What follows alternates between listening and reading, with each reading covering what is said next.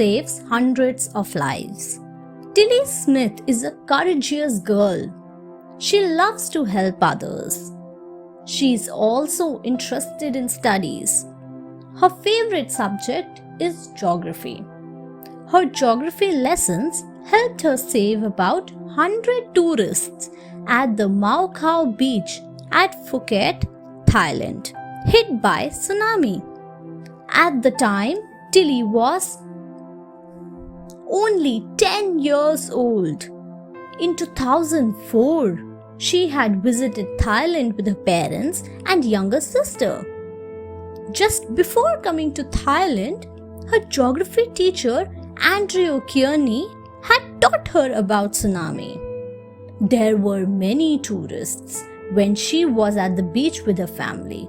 Suddenly, Tilly was alarmed to see the waves at the beach receding. She warned her mother, "Mom, a tsunami is coming, run!" Her mom, Penny, and father, Colton, immediately alerted the other tourists and the hotel staff at the beach. All of them rushed to safety in time. Everyone praised her act of courage and bravery. She has become very popular now. Bethany Hamilton survives a shark attack. Bethany Hamilton from Hawaii is a brave girl. She loves to surf. She is a fighter and survivor. She was only 13 when she lost her left arm in a shark attack. But she never looked back. She continued to surf, overcoming her serious injury. In October 2003, she went surfing with her friend Alena Blanchard and her family. It was morning. She lay on her surfboard with her left arm dangling in the water. Suddenly, 14 feet tiger shark attacked her. She lost her left hand completely. The Blanchard family rushed her to Wilcox Memorial Hospital. She recovered and came back to surf within a month, teaching herself to surf with only one arm. She won many national and international championships, including the Aspire Award for Best Comeback Athlete. She has written her autobiography, Soul Surfer, a true story of faith, family, and fighting to get back on the board. Gunjan Sarma saves 10 children. Gunjan Sarma is a young girl from a small town in Assam. She had put herself in danger to save the lives of 10 other children. In December 2013, Gunjan, along with the other children, were returning home in the school van. Suddenly, a gunman hijacked the van, along with the children in it, at Simaluguri in Assam.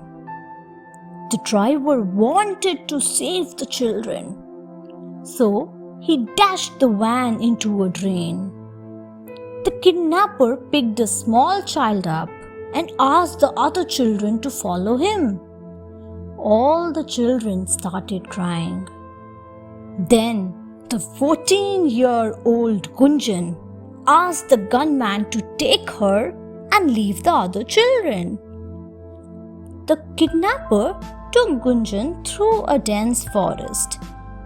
But the brave Gunjan was not scared. She did not eat or sleep in the night. When the kidnapper was sleeping, Gunjan ran away. She finally reached a village and the police were called in to rescue her. Gunjan is the recipient of the prestigious Geeta Chopra Award for 2014. Haruka Maruna cares for environment. Haruka Maruna is a brave and courageous girl from Miyazaki, Japan. She always thought of protecting the environment. She loved her dog, Patrick. But she did not like picking up Patrick's shit with her hands. So, Haruka decided to do something innovative to solve this problem.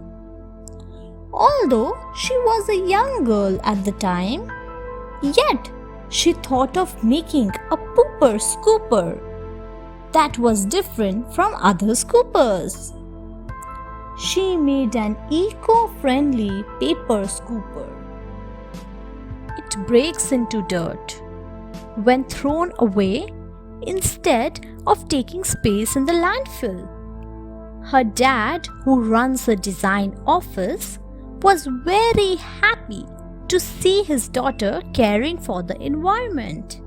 He helped Haruka set up a company in 1998 known as Haruka Family. In November 1998, she represented Japan in the Children's Conference on the Environment. It was organized by the UN and held at Nairobi, Kenya. Her work is appreciated all over the world.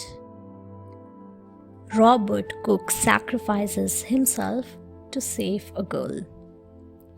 Robert Cook was a brave and a courageous young man.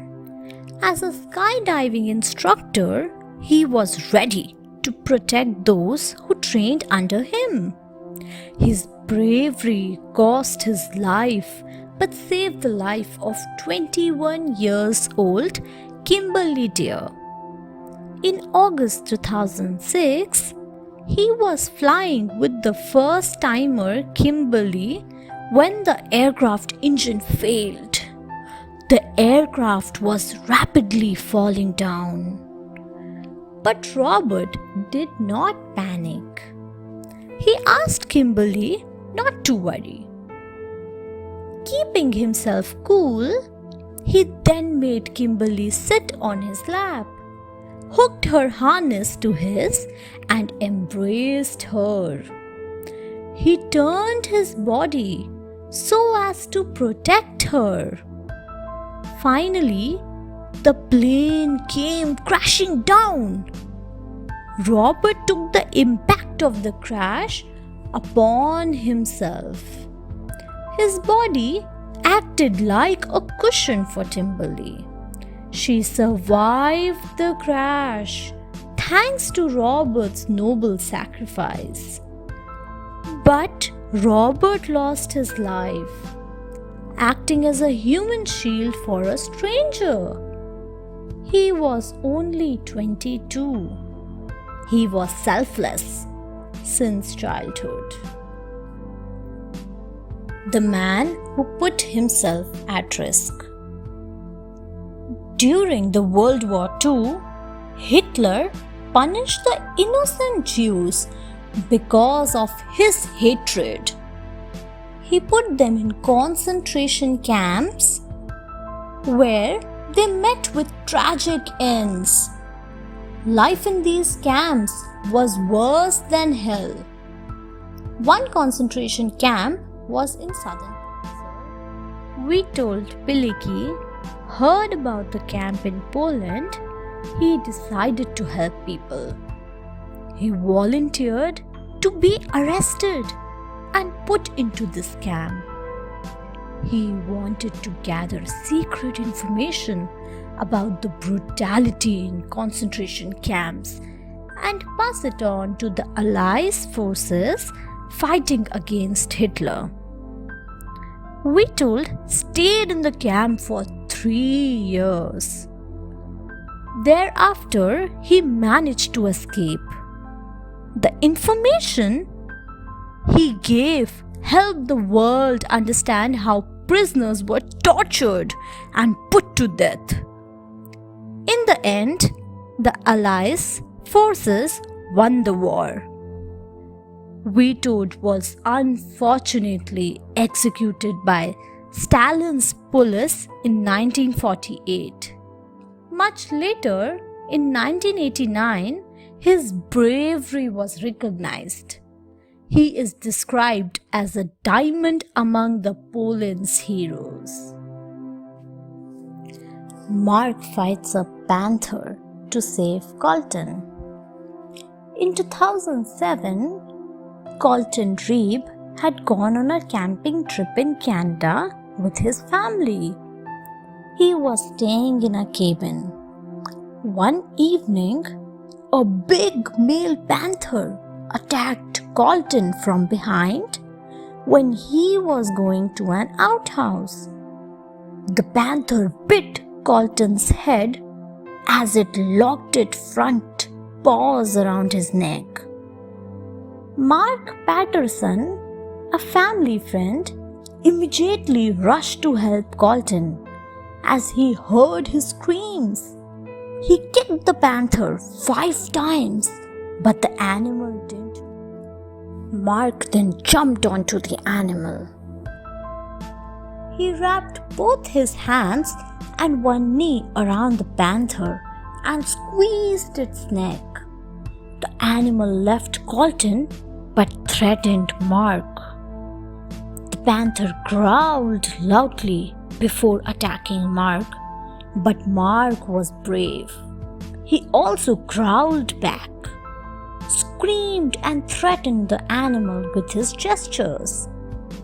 The animal was now backing off, while Mark continued howling and flinging his arms to scare the animal away. Meanwhile, Colton ran away to safety. Dave risked his life for Shirley. Dave Hartsock is a brave skydiving instructor who saved the life of Shirley Dygood. In 2009, Shirley decided to celebrate her 54th birthday in an innovative and adventurous way. She decided to skydive. She was nervous but also excited because this was her first skydiving experience. Shirley and her 44 years old instructor Dave jumped together. Dave attached himself to her harness. Initially, everything worked fine, but suddenly, Dave found out that the parachute was not opening completely. The backup parachute too got tangled with the first one. Shirley was shocked. She started praying for her life. Dave wanted to save the life of Shirley, so he arranged himself in a way that he came below Shirley. This way, he could take the blow while Shirley could be safe. After the fall, he was badly hurt, while Shirley escaped with minor surgeries. Dave was paralyzed from neck down, but he is optimistic. Michael saves woman from burning car. In November 2009, Jody Oakes was driving back from work. She was feeling sleepy while driving. Her car crashed at a full speed into a tree and burst into flames. Michael Gay, passing through the same road, a little later was alarmed to see a tree burning in the empty field. As he drove closer, he saw the burning car. Michael immediately rushed to the spot. He found a woman screaming inside the burning car. Michael tried to save the woman, but the door of the car was jammed. In addition, the flames were too big for him to help her. He squeezed himself through the window. Finally, he was able to extricate Jody out of the burning car. Jody was rushed to the hospital. She had 50% burns, facial fractures, internal bleeding, and bleeding of the brain. One of her legs was broken. She would have died if Michael had not helped her. Wesley saves Dean. Wesley Autry did an act that most of us might not have dared to imagine.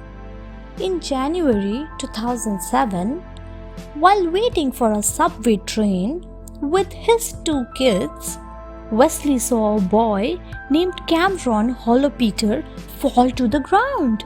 He rushed to help Cameron. Cameron was up on his feet but was still dizzy and disoriented. Failing to maintain his balance, he fell onto the tracks between the 2 rails. Suddenly, Wesley saw a subway train approaching. He reacted immediately.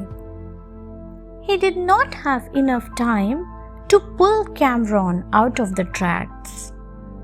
So, he jumped on the tracks and covered Cameron with his body, pinning him down between the rails. The train did not stop. It rolled over them, so close that Wesley's hat got some grease marks. Cameron had apparently suffered a seizure. Wesley was able to save a man's life because of his bravery and quick thinking. Brave teacher protects students. David Benke is a maths teacher at Deer Creek Middle School. He is credited with saving the life of his beloved students. One day in February 2010, the students were leaving the class. Suddenly, a strange man entered the school, pulled out his gun, and began randomly firing shots at the students. No one was killed, but 2 students were injured. David rushed to the scene on hearing the shots. Risking his own life, the 57-year-old teacher charged the gunman. Immediately, the assistant principal and another teacher also rushed to help him. They managed to take away the gun from the criminal.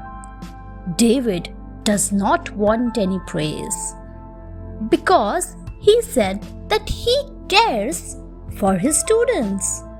He is humble and says that he is not a hero. The situation could have been far worse if not for the quick action of David. His students opened a Facebook group titled Dr. David Benke is a Hero. A man on wheelchair fights off a robber. Larry Skopnik has to take the support of a wheelchair to move around. But that has not made any difference to his courage. In 2010, he fought against a robber and saved Kindy Gravel, the owner of the commercial dry fruit shop store. Larry was in the shop when a man in a black shirt came to purchase cigarettes.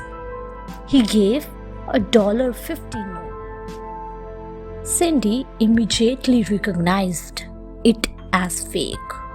She did not accept the note. The man started quarreling with her. Cindy threatened to call the police. The man became violent. He said that he would rob the store. When Larry saw the man trying to attack Cindy, he rushed in his wheelchair to defend her. He pulled the robber away, but the robber pushed him out of the wheelchair. Larry fell down on the ground. Immediately, some more people rushed in to help Larry. The police caught the robber. Aung San Suu Kyi's struggle for democracy.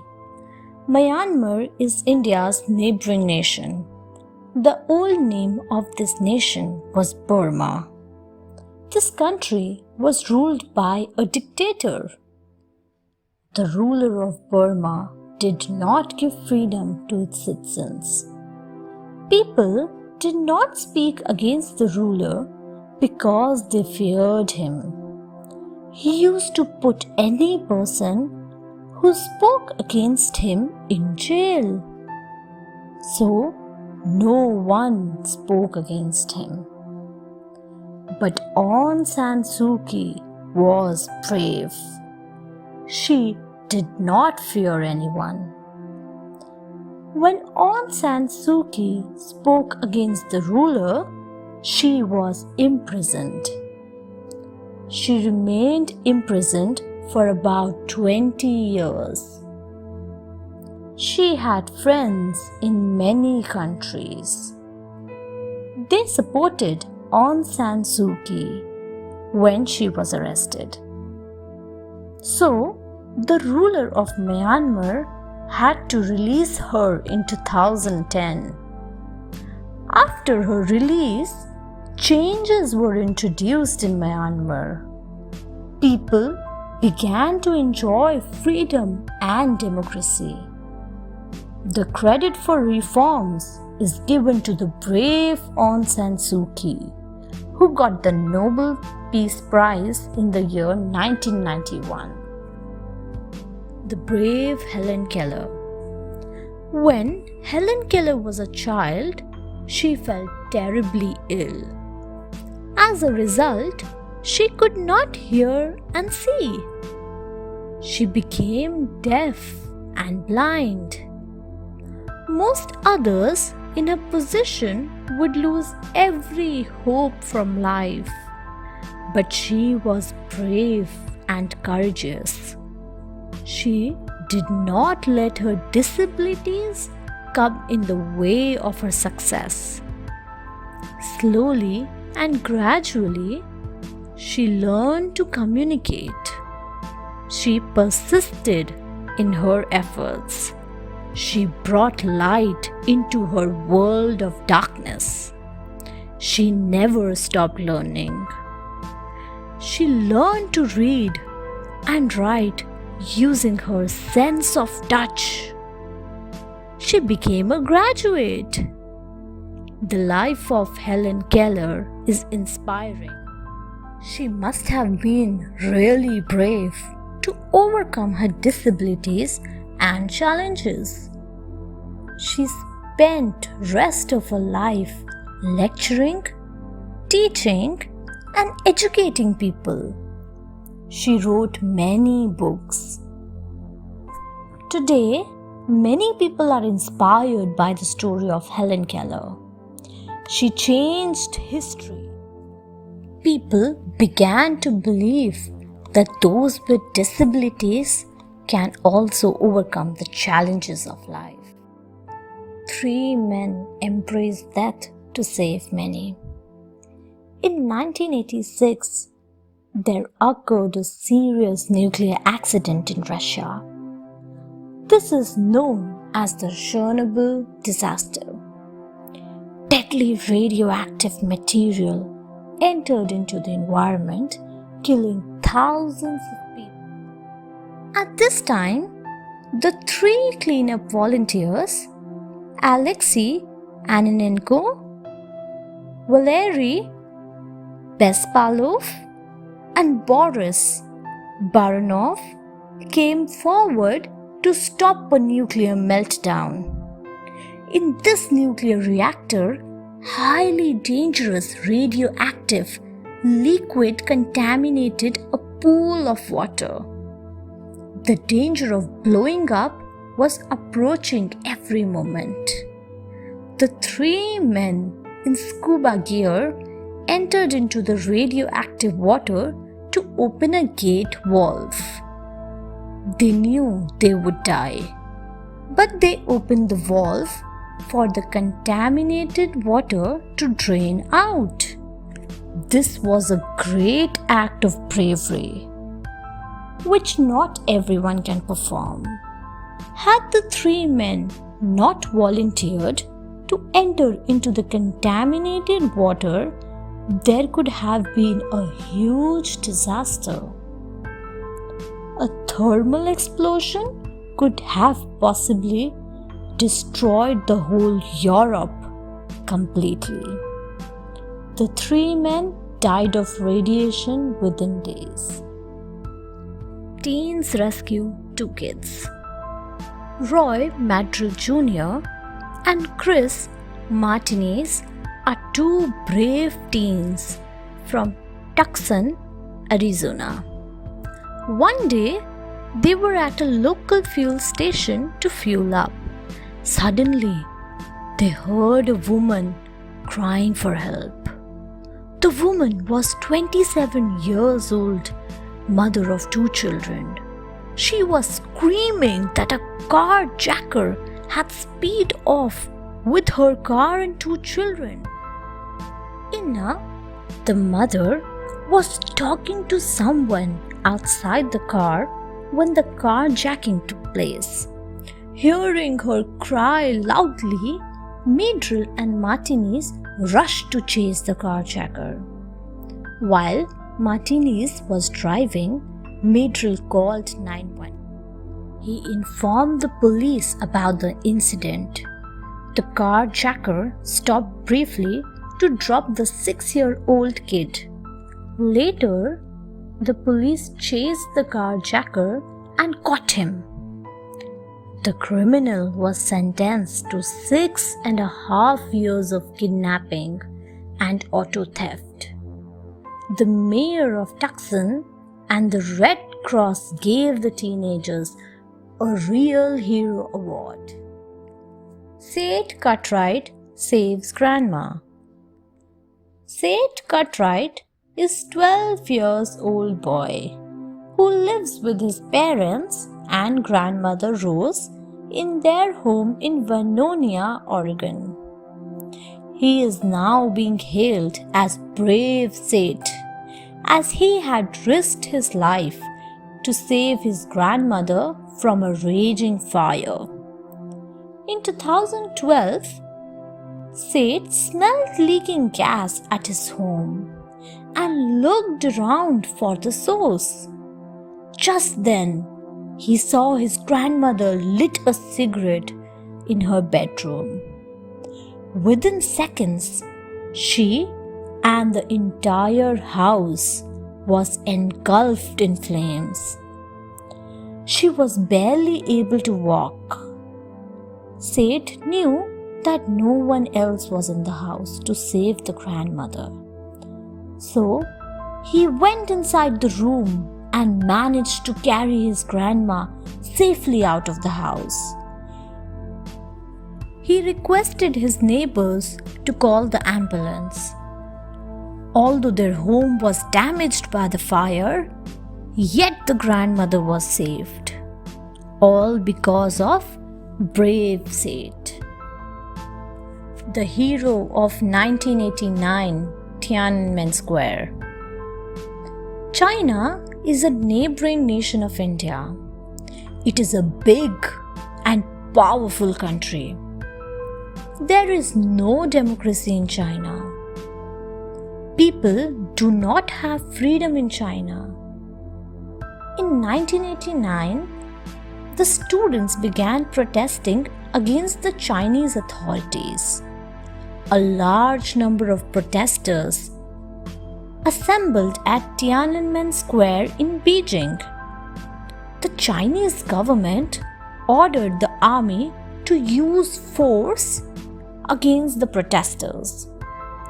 A column of military tanks approached the protesters. There was a young student among the protesters. He ran and stood in front of the approaching tanks. Everyone admired his bravery, and he became a hero. Some of the protesters pulled him away before he was crushed by the tanks. Till date, his identity is a mystery, and he is called simply Tank Man. Today, no one remembers this hero, and he is forgotten. It is rumored that he was executed.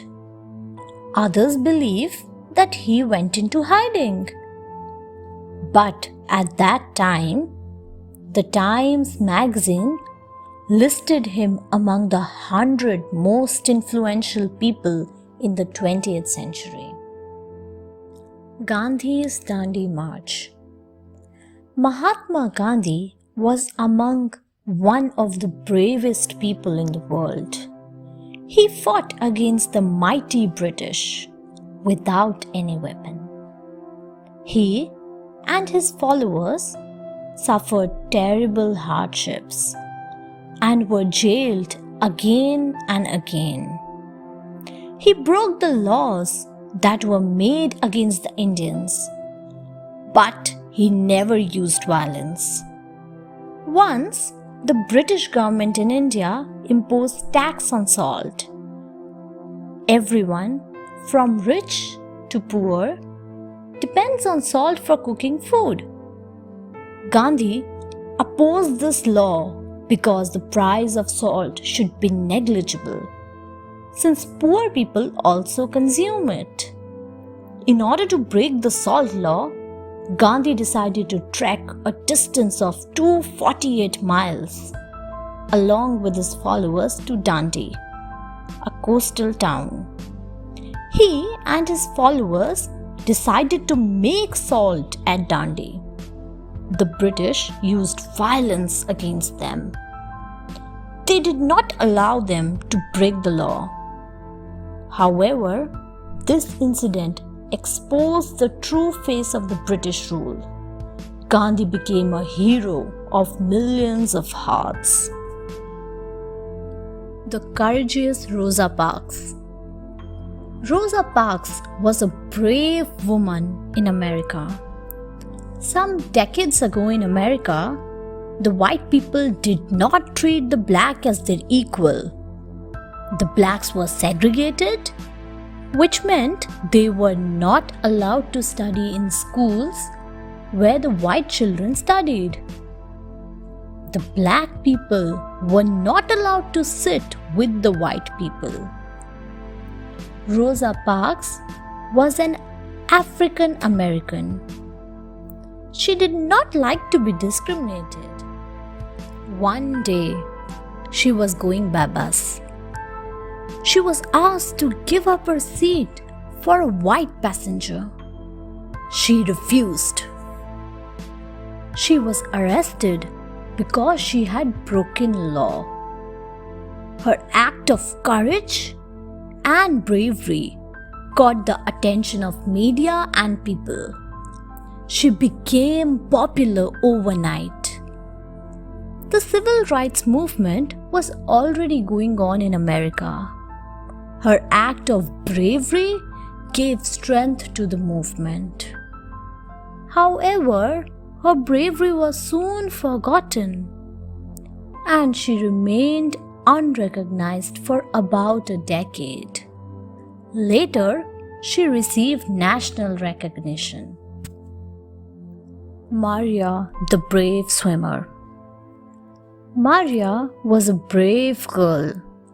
She was ready to help anyone in need. She cared for her younger brother, Daniel. Maria loved to play. She also liked swimming. She wanted to become a national junior champion in swimming.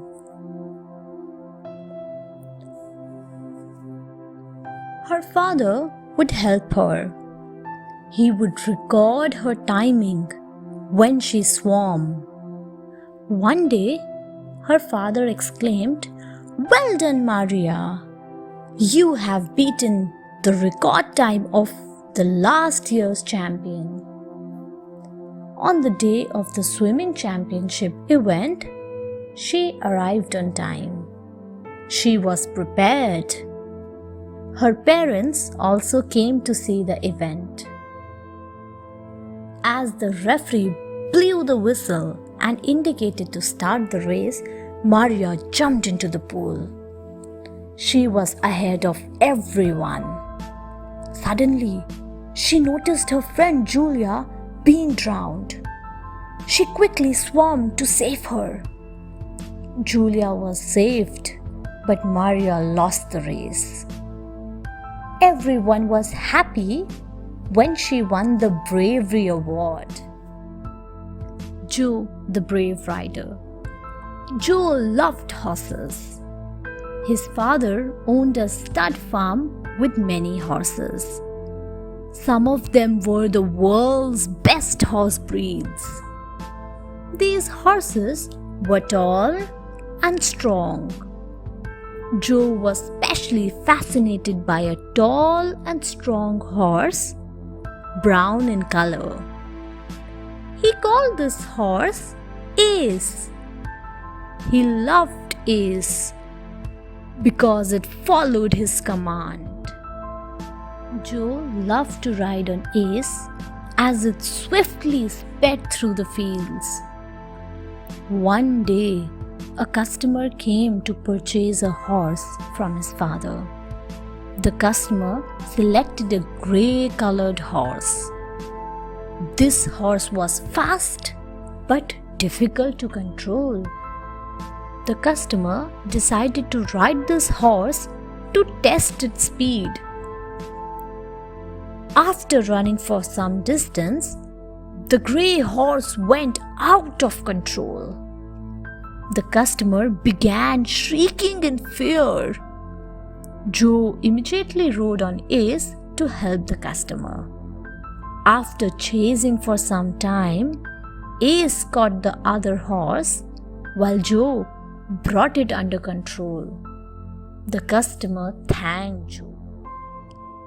"You can donate your blood to anyone," her mother said. Jenny felt very happy.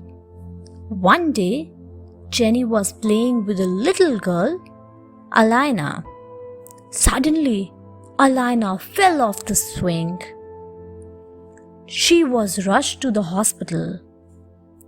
Alina needed blood.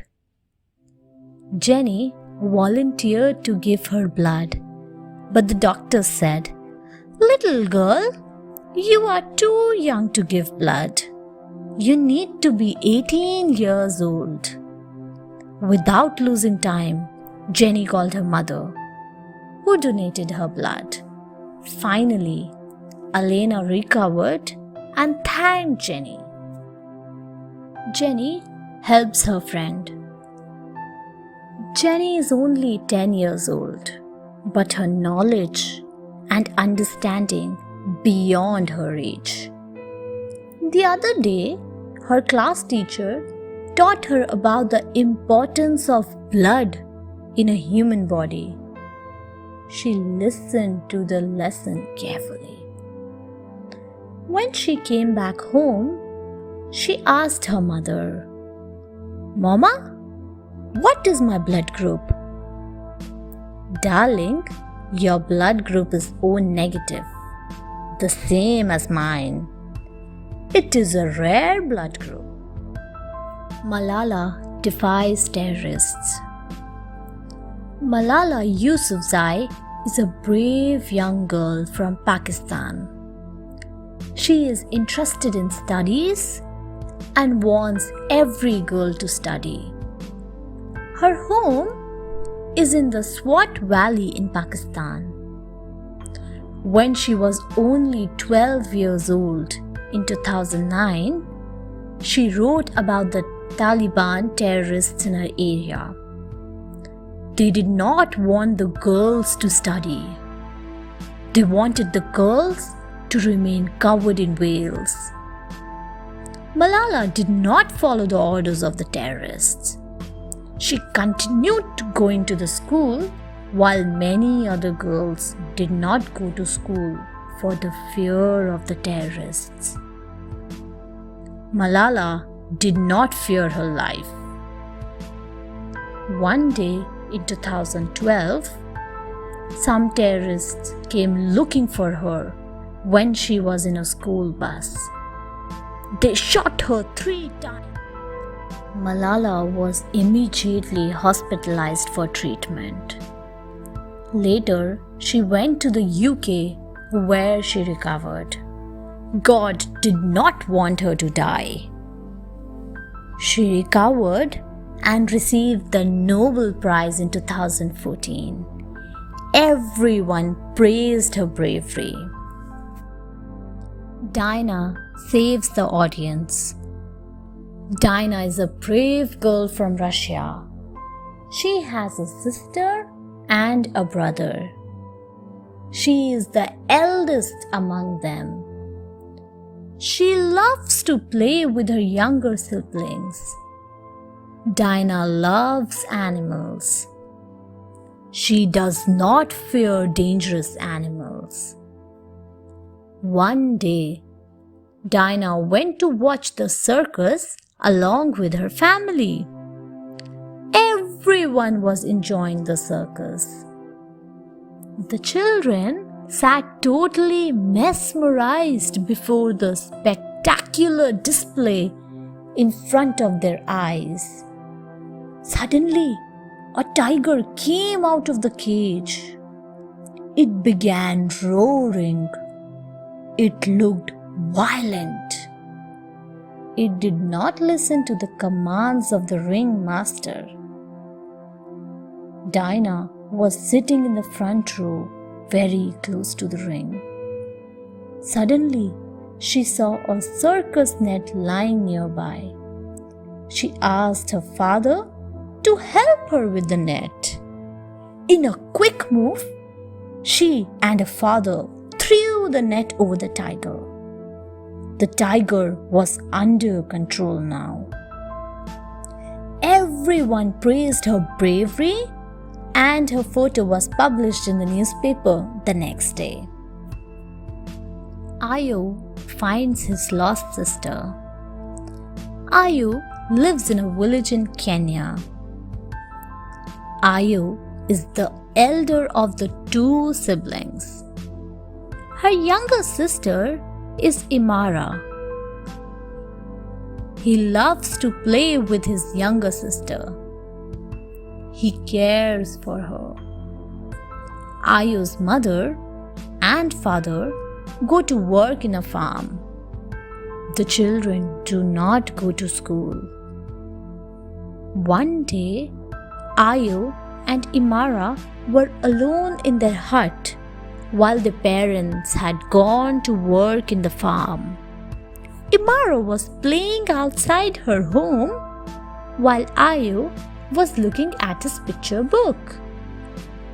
Ayo did not realize where Imara went outside.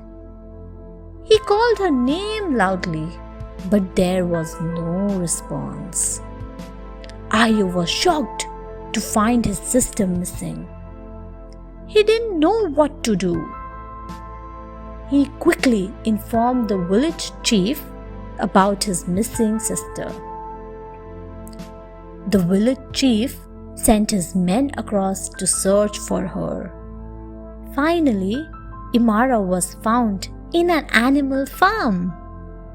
Everyone was happy that Imara was found. Alexander saves a small boy. Alexander lives in Warsaw with his family. He likes listening to stories on bravery. His grandfather, Jacob Matthews, tells him a story every day. One day, his grandfather told him a story about World War II. He told him that the World War II was fought between good nations and bad nations. He also said that in the end, the good nations won the war. Alexander decided that he would be on the side of good. In the school, he noticed a small boy surrounded by some big boys. The big boys were troubling the small boy, and the small boy was crying. Alexander rushed to help the small boy. Then, turning towards the big boys, Alexander told them not to trouble the small boy. The big boys laughed and made fun of him.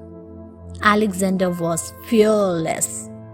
He said that he would call the police if they misbehaved again. The big boys ran away. Ananyas forms a peace mission. Ananyas is a brave boy who lives in Tel Aviv, the capital of Israel. He has seen war right since he can remember. He now goes to school, but his school remains closed several times in a year because of the war. He wants everyone to live in peace. A few weeks back, Ananyas had to live without electricity because of a war that was going on. Several missiles, bombs, and rockets were flying from the two nations that were fighting. Ananyas thinks war is too bad.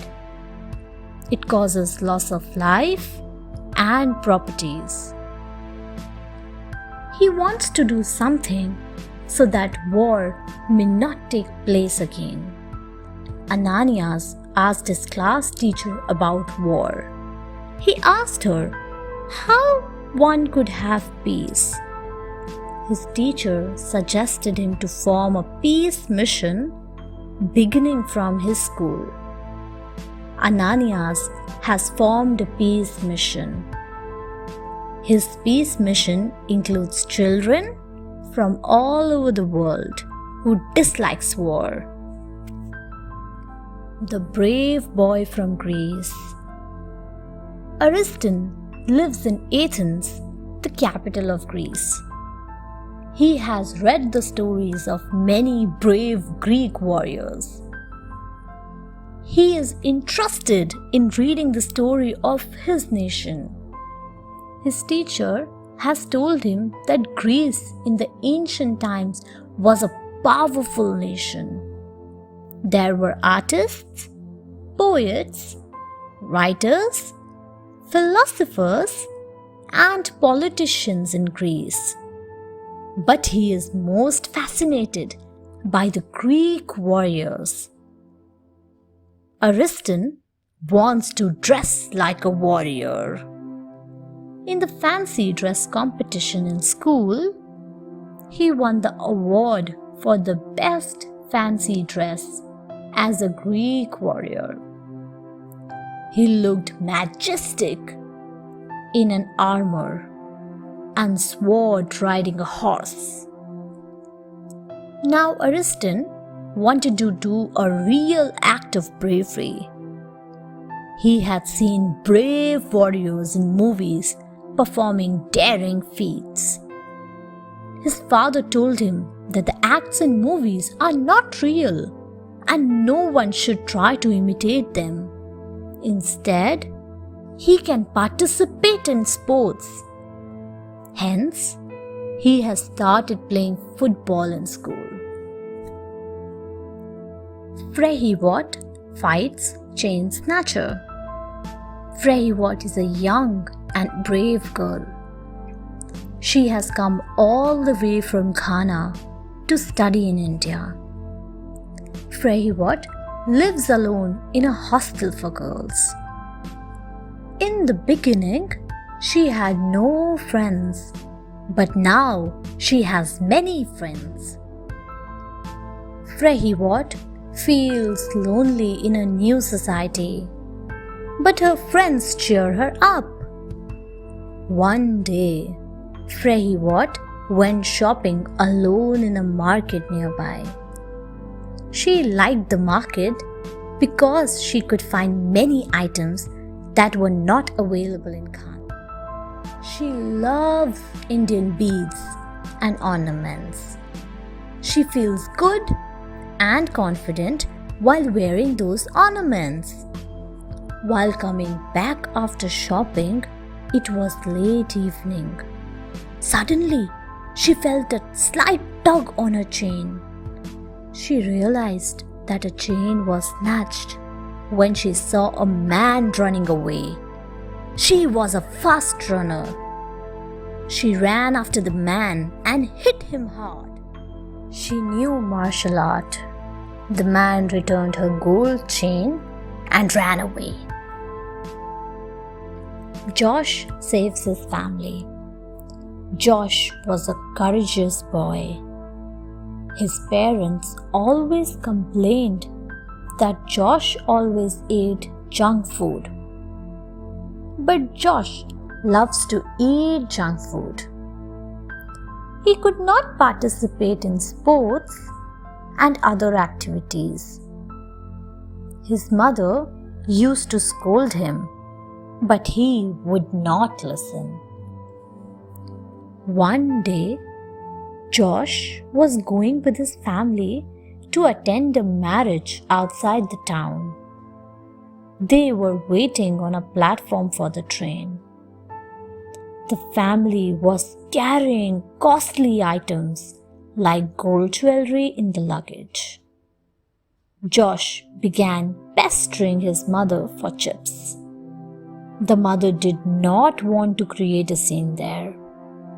So, she gave him a 10-rupee note to buy chips. When Josh was buying a packet of chips from a shop, he heard 3 thieves talking. They were planning to steal away his family's luggage.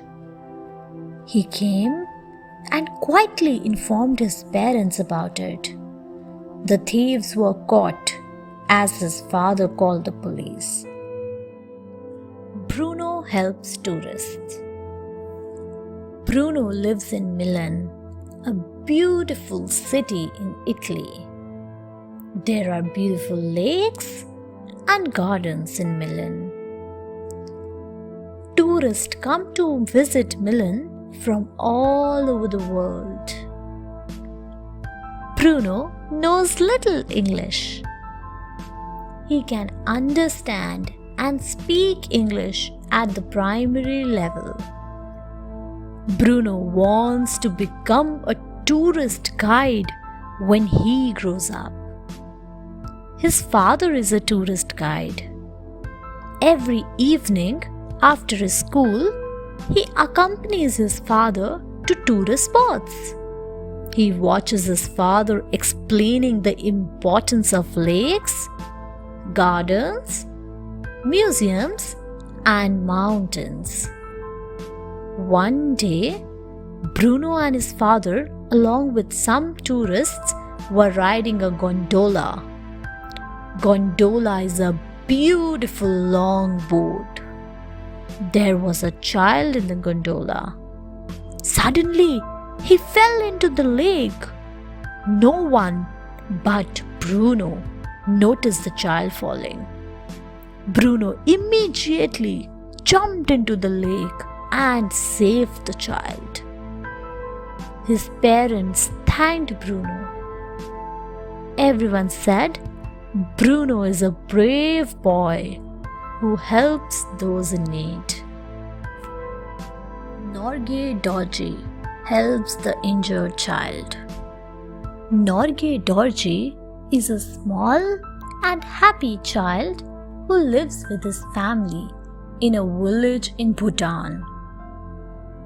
He has come to study in a residential school in India on scholarship. He is learning to speak in English. He is good in sports. He represents the school junior football team. Norgay doesn't like other children making fun of him.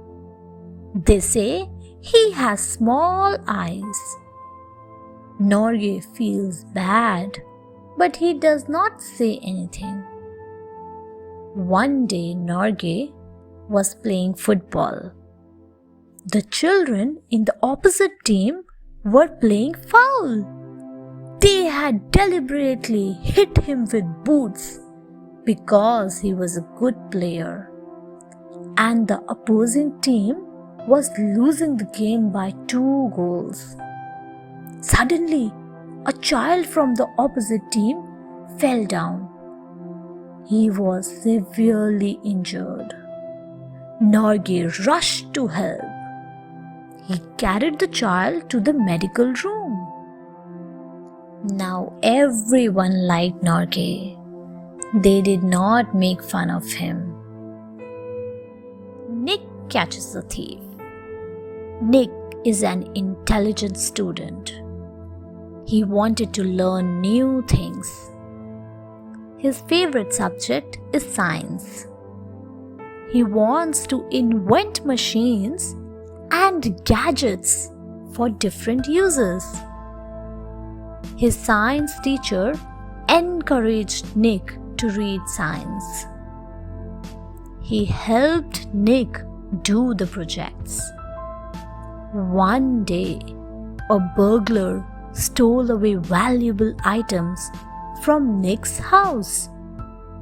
Nick's family now wanted to be careful with burglars. There were too many burglaries taking place in the colony when Nick lived. Everyone in the colony was worried about the thefts taking place. The guard did not know when the thief came and stole away the valuables. Nick had an idea. He told his science teacher that he wanted to make a burglar's alarm. The science teacher helped him make the alarm. The next time when the thief came, the alarm produced a loud siren. Everyone woke up and the thief was caught. Everyone praised Nick for his intelligent act. Animesh doesn't want children to suffer. Animesh was a poor boy. His father could not afford to send him to school. So, he began working in a small factory. It is not legal for children to work when they are less than 18 years old. Animesh was very young. He was only 11 years old. The factory owner made him work very hard. He was paid very little money. One day, some officers came with the police at the factory where Animesh was working. There were many children working in the factory. The police rescued Animesh along with the other children. Animesh started living in a shelter home with the other children. He began studying and learning. Animesh still remembers his old days and feels bad about it. He doesn't want other children to work. He now assists an NGO, non-governmental organization. He tells them how he was treated and forced to work. This NGO rescues children who are working in factories. Kanoon Gamba has presence of mind. Kanoon Gamba Kumar is a young boy from Manipur. He is very young. Kanoon Gamba, now 9, is intelligent and courageous. He enjoys watching cartoons. He has a younger sister whom he plays with. One day, Gamba was alone with his sister in the house. His parents had gone to attend a relative's marriage. His younger sister was sleeping while he was watching a cartoon film on television. Suddenly, he saw that there was a fire in his room. Gamba was worried for his sister. He rushed with a blanket to douse the fire. The fire was extinguished. His sister was also safe. Nothing happened to her. Unfortunately, his face, hair, and thighs were slightly burnt. Gamba had seen Tom dousing fire using a blanket in the cartoon show Tom and Jerry. Everyone praised him for his bravery and his presence of mind. He was awarded the National Bravery Award in 2013. Jimin saves her father. Jimin is a brave girl from South Korea. She is only 13 years old, but is already a black belt holder in karate. She loves other sports and outdoor activities too. She lives with her parents. Her parents often used to scold her because she liked to play always. One day, she was going with her father on his bike. He was going to drop her to the school. From there, he would go to his office. On the way, 3 gangsters asked his father to stop his bike. They started fighting with him. They snatched away his wallet. Jimin rushed to save his father. She started fighting with them. She could easily beat them because she's a black belt champion. 2 of them ran away, but she caught the 3rd. Soon, the police came and caught the gangster. The other gangsters were also caught. Everyone praised Jimin's brave act. Compassionate Mother Teresa. Mother Teresa came to India at a very young age. When she was a small girl, she was compassionate. She wanted to help the sick and the poor. She wanted to make the world a better place to live in. She decided very early in life that she would dedicate her life to the service of humanity. India was a very poor country at that time. The priests in the church she was serving asked her to go to India to help the poor and sick people. She was a brave woman because she dedicated her life to the service of the sick and the poor. She came to Calcutta, now Kolkata, in India. She used to visit the streets of Calcutta to help the poor and the sick. When leprosy patients were often branded as untouchables and abandoned from their own house, Mother Teresa kissed the hands of the lepers without any fear and served them. Melissa wants to serve. Melissa is a young girl. She is compassionate but courageous. Once, she read a lesson about Mother Teresa in her school. She decided that she would also be like Mother Teresa. She told her mother that she wanted to become someone like Mother Teresa. Melissa's mother was happy to learn about the choice of a daughter. She told her that it was a good decision, but she needed to be courageous. There are many problems coming in the way of people wanting to serve human beings, she added. Melissa said that she was ready for the problems.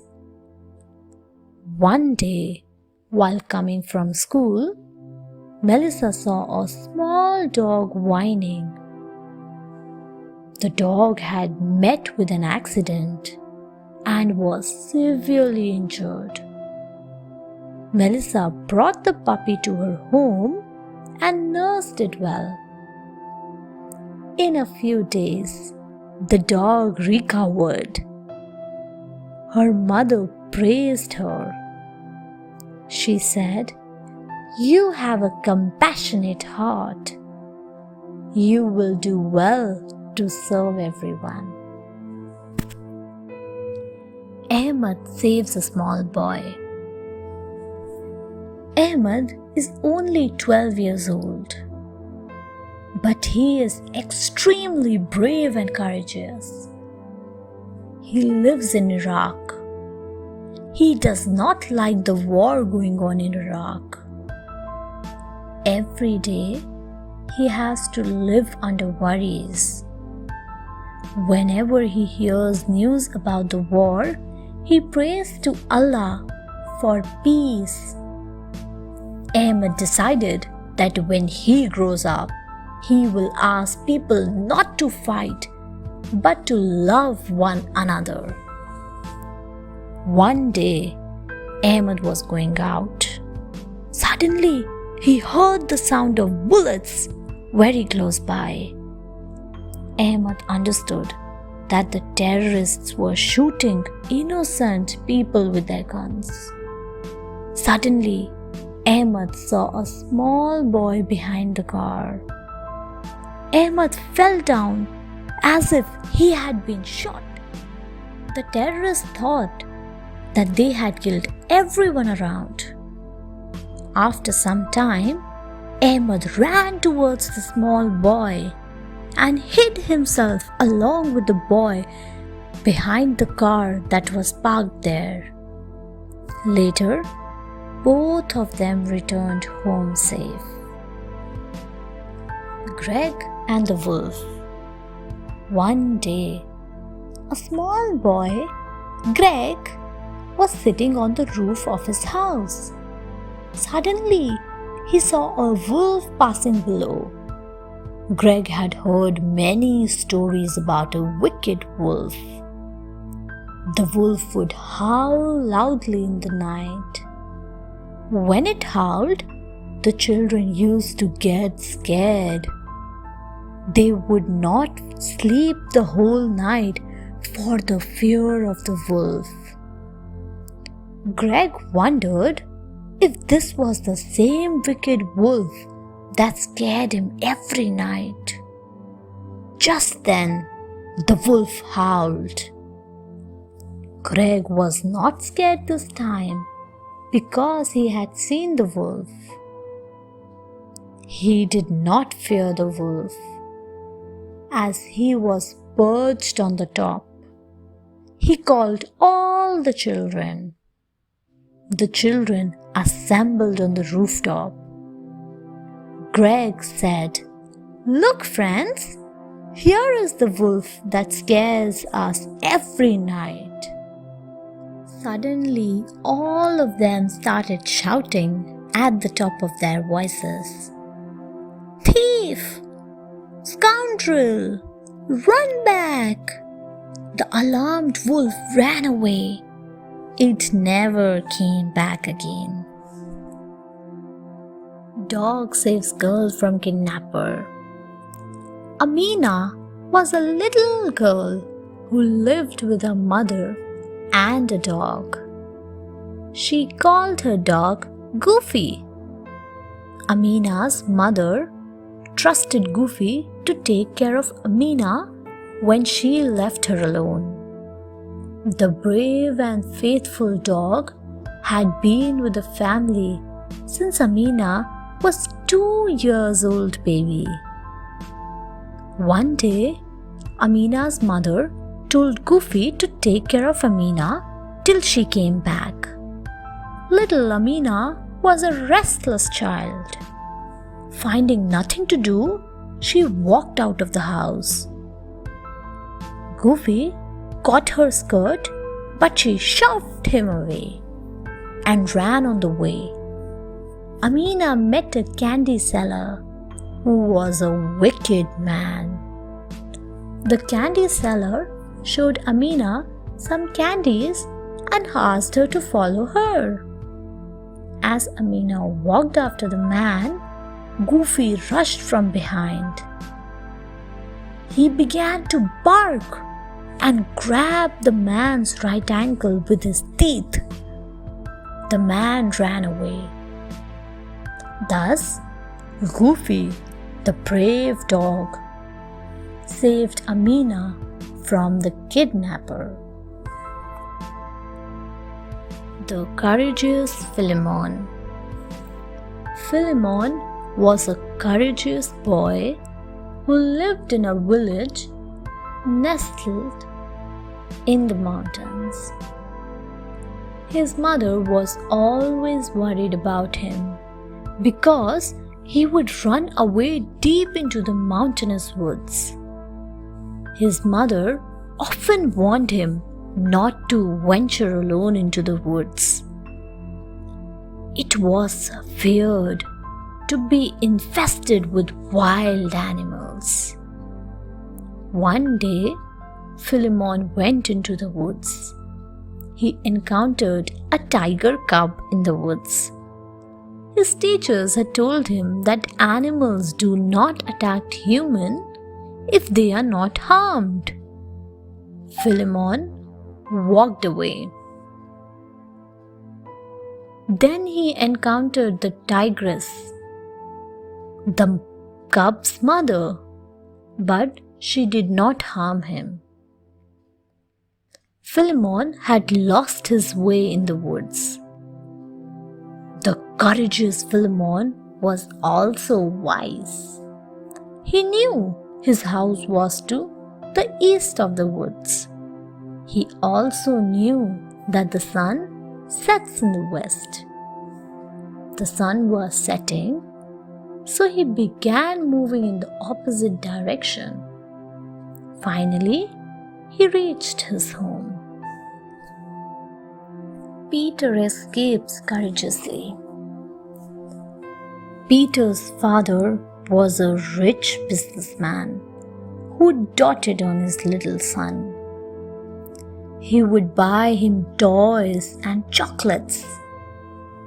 His father had taught him to obey elders. One day, a stranger met Peter when he was coming from school. Giving him a bar of chocolate, the stranger asked Peter to follow him.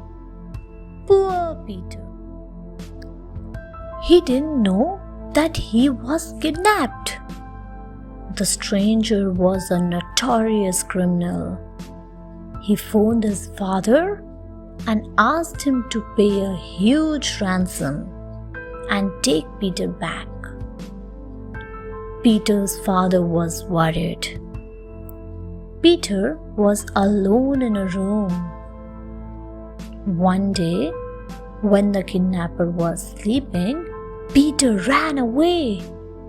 He met a gentleman outside who asked him why he was crying.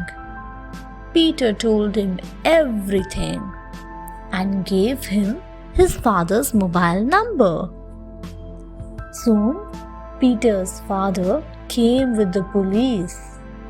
Everyone praised Peter's courage and presence of mind. Peter's father told him never take anything from a stranger. Balto, the brave dog. Balto was a brave and intelligent dog in Alaska. Alaska is the coldest place on earth, covered with a thick layer of snow.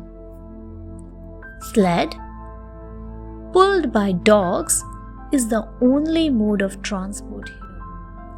Balto is the lead dog of his sled team. He has to carry medicines for the sick children miles away in Nome. He is the only hope for the children in need of medicine. One day, the weather turned bad. Balto found himself in the worst storms ever. It had been snowing for days. The temperature went down to -30 degrees. The children were waiting for medicine, but Balto was nowhere in sight. Everyone thought Balto might have perished in the storm, along with the other dogs. But Balto was no ordinary dog. He braved the weather under a heap of ice that protected him. Everyone was happy when Balto finally reached Nome. Manute, the brave child. Everyone in a Brazilian tribe said Manute was a brave boy. He would perform amazing feats of jumping from heights. He would catch poisonous snakes with his bare hands. He would swim across rivers and do many other amazing feats of bravery. The tribal elders prided in his bravery, and he would not let them down. Once, when he was 15 years old, the tribal elders let him participate in the tribal warfare. He was so keen since his early childhood days. He had combated single-handedly against several warriors and chased them across his territory. But it was different today. He had to encounter death. A stray tiger stood barely a few steps ahead of him. Suddenly, the tiger jumped at him, but Manute wielded his lance at the speed of lightning.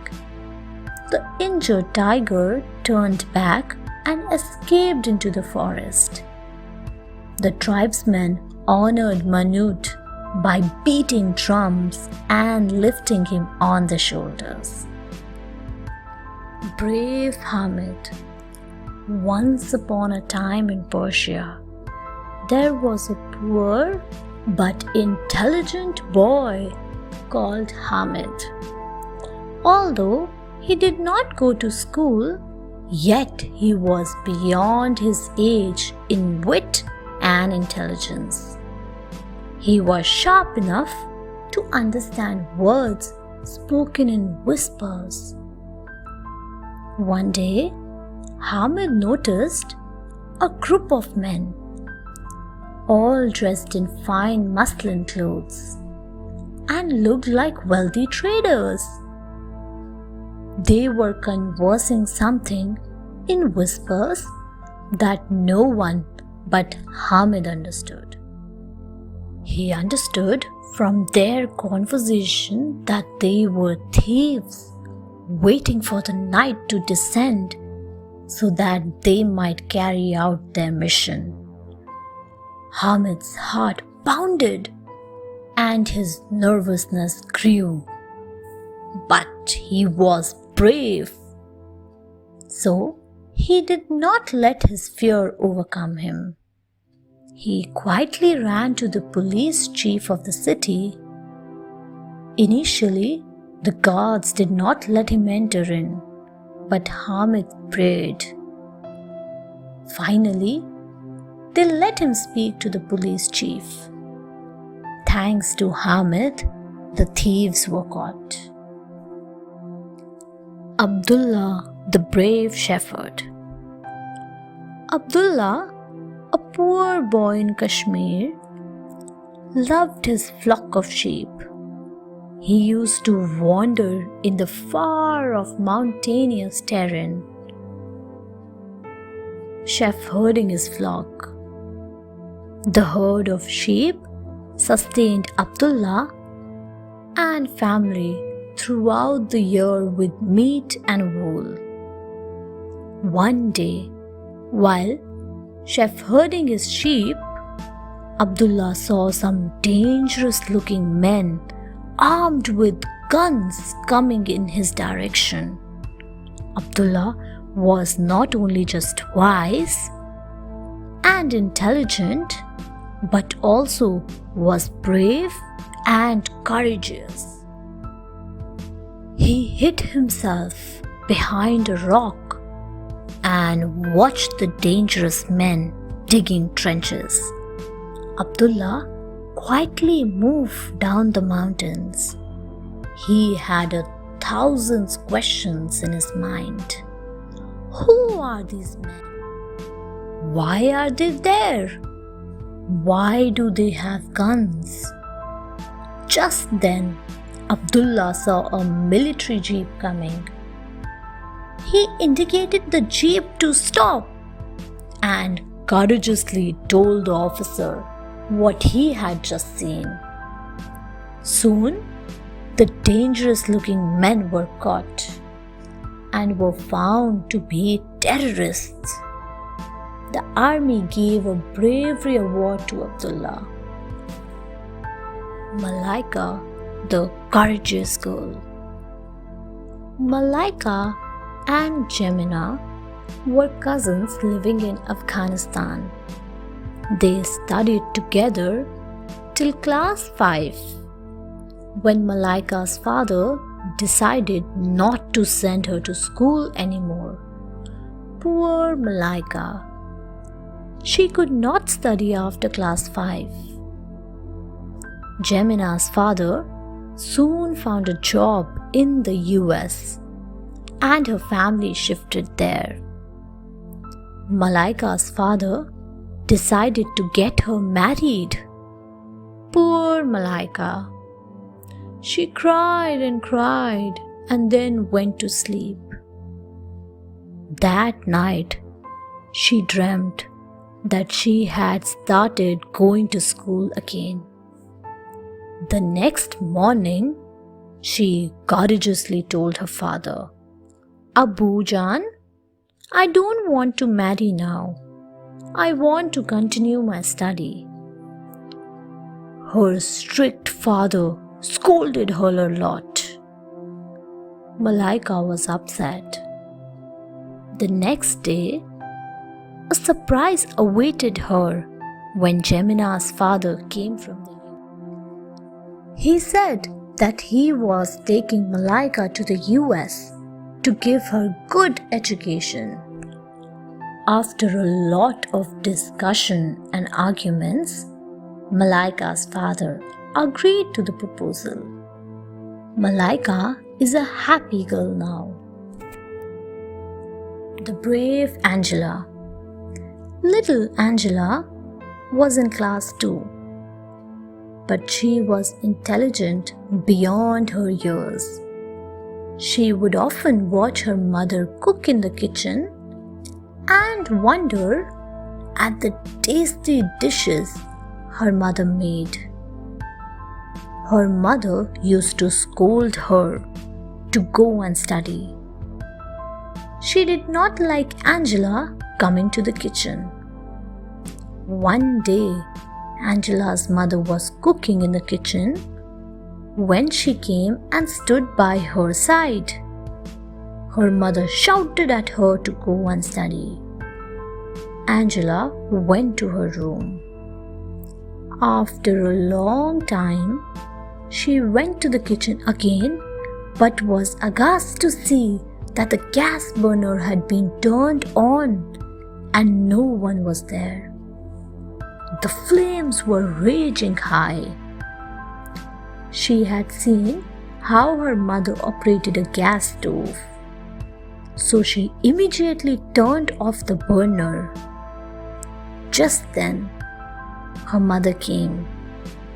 Her neighbor had called her downstairs and she had completely forgotten about the gas stove.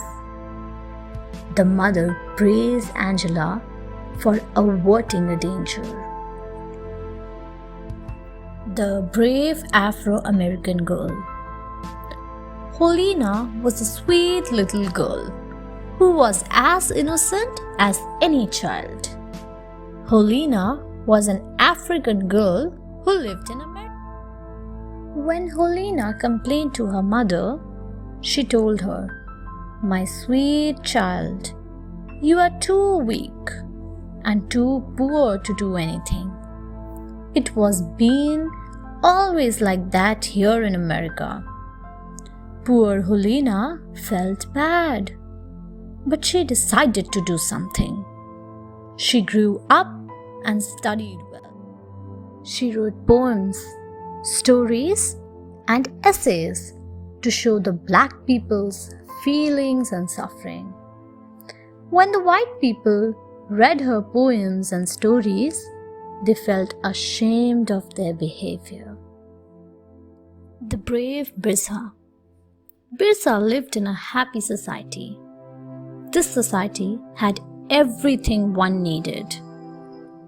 Every child in this society heard the stories of their brave ancestors. The men, the women, and the children in this society were hard working. Then one day, some outsiders came to this society. The outsiders were treated well, but they did not treat the people of this society well. The outsiders took away the land and forest. So, the people of this society became poor. They were never poor before. The people of this society could not do anything because they had no weapons to fight with. The outsiders had guns to fight with.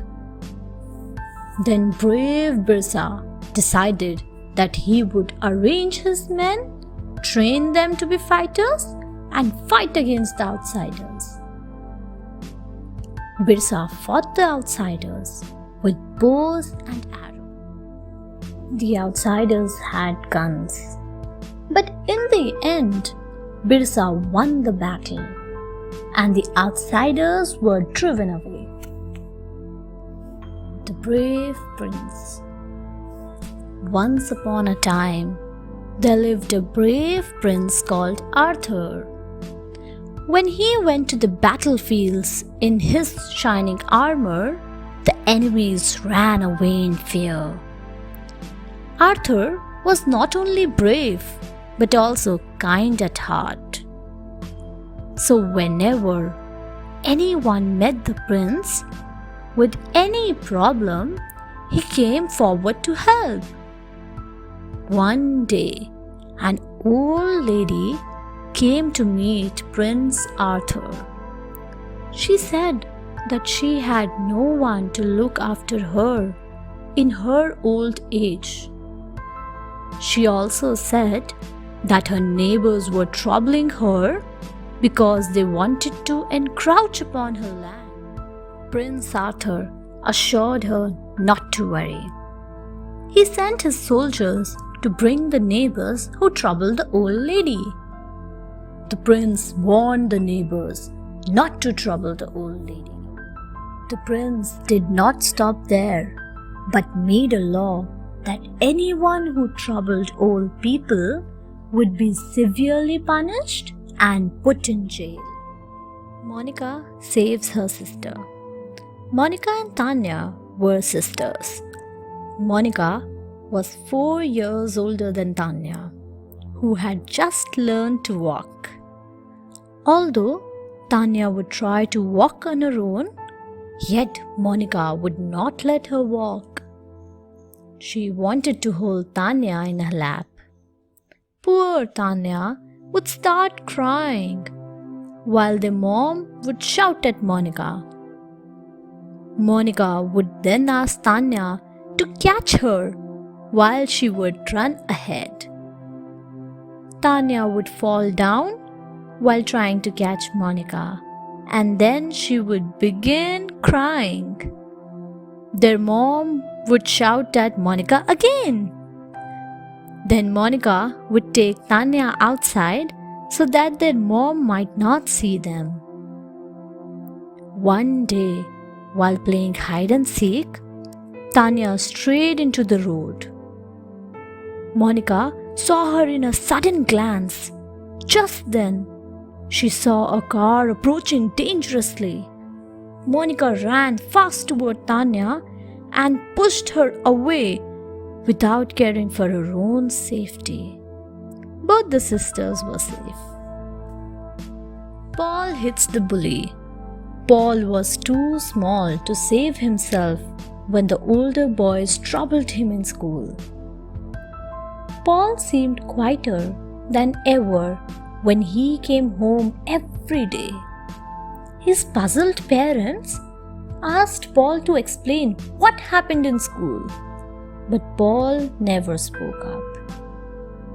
One day, Paul's dad showed him a bar of chocolate, but would not give it to him unless he told them what was happening to him in school. Paul's father was shocked to learn how the older boys bullied Paul. He said, "Son, it is a crime if you don't stand up against bullying. So tell me if you will do something, my child." Paul nodded his head affirmatively. The next day, the older boys troubled Paul again. This time, he remembered his dad's words. Without even a second's thought, Paul hit the older boy hard in retaliation. The older boys ran away in fear and never troubled him again. Fighting injustice. The fat Phil troubled the boys in his class. He would snatch their pen, tear away their books, and would laugh out loud on the top of it.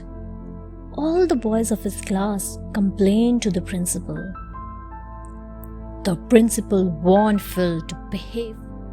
He gave him a sound beating. After that, Phil really became a nice boy. In fact, he became so nice that when all the other boys troubled him, he would not do anything. One day, the boys tore his shirt and sprayed ink on his dress, but Phil kept quiet. When the principal saw Phil in this state, he was shocked. On coming to know what had happened to Phil, he said, "I only ask you not to trouble others, but you must fight injustice, Phil." The other day, when the boys troubled Phil again, he resisted them. No one dared to trouble Phil again. The true martial art hero. Yuan was only 6 years old when he was sent to study under a master. The master taught martial art to his students. He made them take the vow that they would not use the art to harm anyone. Yuan learned the act quickly. One day, Yuan and his friend were practicing the martial art. In the course of the practice, his friend hit him hard. Yuan reacted instantly with a move, but then stopped immediately. It gave his friend an opportunity to hit Yuan again, but Yuan defended himself. After the fight, the master asked Yuan why he did not use the punch he was taught. "Master, that punch could have either killed or permanently disabled my friend. So I stopped. I have taken a vow not to harm anyone. except in self-defense. Yuan replied. The master was pleased. He cleared Yuan winner because he had an inner control over himself. Rashmi and a ruffian. Rashmi, just out of college, had found a good job. She was happy with the job. But a ruffian troubled her on the way to office. He passed dirty comments on her. Rashmi used to feel angry, but she tolerated it. Rashmi complained to her mother, who asked her to avoid the ruffian and keep away from him. She did not find this answer satisfying. She told her best friend about it. Her friend advised her to travel with friends. She did not find even this answer satisfying. While going to sleep, she prayed to God to show her a way. Rashmi felt a voice telling her, "Fight injustice. No one can harm you if you are right." The next day, Rashmi felt confident and stronger. As soon as the ruffian passed a comment on her, she gave him a tight slap. The ruffian never troubled her after that. Pallavi doesn't know fear. We don't know if Pallavi was brave. Pallavi was certainly innocent. She was fearless and courageous because she didn't even know the meaning of fear. When a child doesn't know the meaning of fear, the child has nothing to fear. One day, Pallavi was playing with her toys while Remai, her 2-year-old brother, was sleeping. Her mother was cooking in the kitchen. Pallavi saw an interesting creature slithering over the bed and on the infant Ramai. She found it so interesting that she caught the object and pulled it away. When her mother came from the kitchen to see the kids, she almost fainted in shock. She saw Pallavi holding a cobra by its tail. She screamed in fear. The neighbors came running as they heard her scream. The neighbors praised the bravery of Pallavi and captured the cobra in a box to be given to the local zoo. Chandrasekhar made his fortune. Chandrasekhar was barely 11 years old when his father died. His mother left him and married someone else. Poor Chandrasekhar wept that day. He decided that he would carve his own fortune. He began working at a railway platform as a coolie. He also sold reserved tickets to the passengers. Unfortunately, he fell into the bad company of pickpockets and chain snatchers.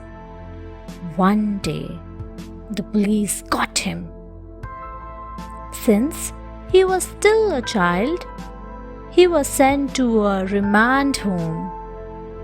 Fortunately, he met a counselor who motivated him to study. Chandrasekhar went on to study with so much dedication that he topped the state board exam. A few years later, he qualified to study in a top engineering. After successfully completing the course, he was offered a job in the US, but he did not accept the offer. Today, he is helping other homeless children in studies. The brave old lady. One need not be physically strong to be brave. Bravery is also a matter of intelligence and courage. An old lady lived alone in her house, but she was brave. She was physically weak but courageous. She had no one to look after her except a pet dog. One day, some burglars entered her house. Her dog started barking and the burglars were alarmed. So they quickly gagged the dog, who went silent now. But the old lady woke up. She instantly understood that some thieves had entered her house. She acted as if she was sleeping, so the burglars left her alone. The burglars were quietly collecting the goodies when she left the house and locked it from outside. Then the old lady began shouting, "Thief! Thief!" Soon her neighbors gathered outside her house and the thieves were caught. While everyone appreciated the courage of the old lady, she rushed to her unconscious dog, which recovered later. The ghost scare even came to stay in the hostel of his school in class 5. He was young and nervous, but courageous. The seniors in the hostel enjoyed scaring the new boys.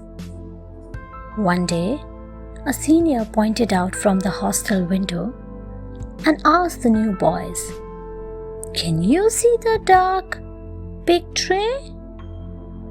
A ghost lives on that tree." It was dark in the night, so everyone was scared. Even also felt a little fearful, but curiosity got over his fear. He became so curious that he wanted to go close to the tree and find out the truth. Then the senior warned the new boy not to go near that tree the night. Even was awake when everyone slept in the night. Slowly and carefully, he went to that tree near the hostel with a torch in his hand. He lighted the torch but saw nothing on the tree.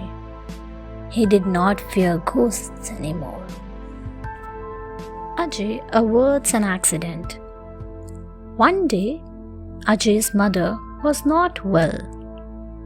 She was sleeping in the room while Ajay came back on his own from school. He knew his mother was not well, so he did not disturb her. His mother had asked him to take his food from the refrigerator, heat the food himself, and eat it. Ajay did not know how to light the gas, so he decided that he would eat the cold food without bothering his mother. As soon as Ajay went to get his food out of the refrigerator, he smelled something burning in the refrigerator. Smoke was coming out from the back of the refrigerator. Ajay was alarmed. The mother was nearly unconscious from fever. He was too small to reach the switchboard to put off the refrigerator. He had to act quickly, so he held the wire and pulled it off with a jerk and averted an accidental fire. The trip.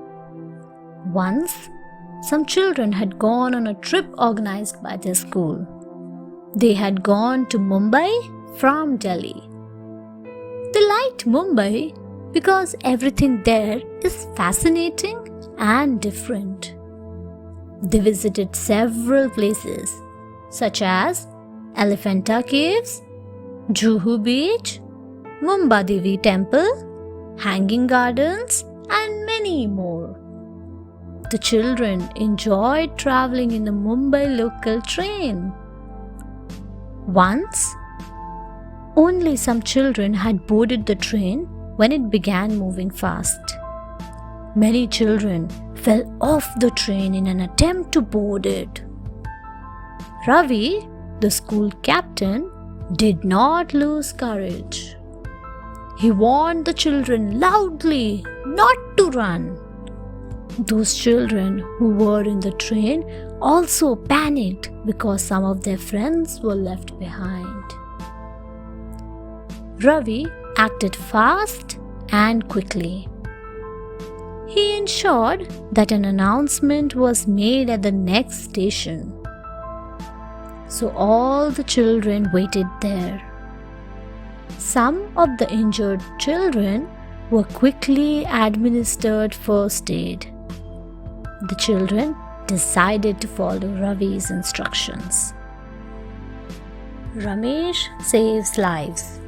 Sometimes kids perform greater acts of bravery than adults because bravery has nothing to do with age. Ramesh did exactly that. He saved the lives of all his friends. Ramesh had gone on a school tour with about 100 students. They were traveling in a bus. The driver of the bus was driving so fast that the teachers became worried. They admonished the driver, but he would not listen. After some time, the driver stopped at a place and said he was coming in 5 minutes. The teachers also got down from the bus while asking the children to sit inside. Suddenly, the bus began to roll driverless towards a big ditch. Ramesh, who was sitting in the front seat, knew the position of the brake. Acting fast, he put all his weight on the brake. The bus stopped and hundreds of lives were saved. Later, the driver was dismissed from the job for his careless driving and rude behavior. Motu shows the way. Once, Motu and his 4 friends went on a trekking expedition over the hills. While climbing the hill, Motu's friends made fun of him because he was climbing slowly. Motu was a fat child. He obstructed his feet against a rock to stop sliding further. He screamed and shouted. Motu rushed behind. Then Motu held onto a low line and offered his feet to his friend to hold. The friend escaped unhurt with Motu's help. Everyone reached safely under Motu's guidance. Rahim saves Kareem in the zoo. One day, Rahim and Kareem, along with some of their friends, went to visit the zoo. They enjoyed watching different animals and birds, including baboons, zebras, chimps, rhinos, deer, cockatoos, partridges, and many more animals. They were excited when they reached the tiger enclosure. Kareem had a bad habit of throwing peanuts at the animals or poking twigs at them. Rahim had warned Kareem not to disturb the animals. But Kareem began irritating the tiger as he threw banana peels at the tiger. The tiger was lower down in the enclosure, while Kareem had bent over the cemented enclosure. Kareem almost slipped into the enclosure as he bent over it in excitement.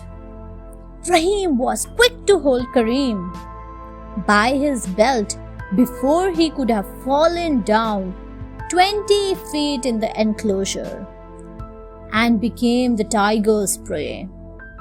Kareem thanked Rahim for saving his life and never disturbed the animals again. James saves Kevin. Jackson, the police officer, had two young kids, James and Kevin. Kevin was very young, while James was 4 years older than Kevin. Jackson loved his kids. He would play with his kids whenever he found time. Once, Jackson showed James his revolver and explained everything about it, including its safety lock. James was a responsible child who took care of his younger brother Kevin. One day, Jackson had accidentally left his loaded revolver on his bed while he was taking a walk outside in a park.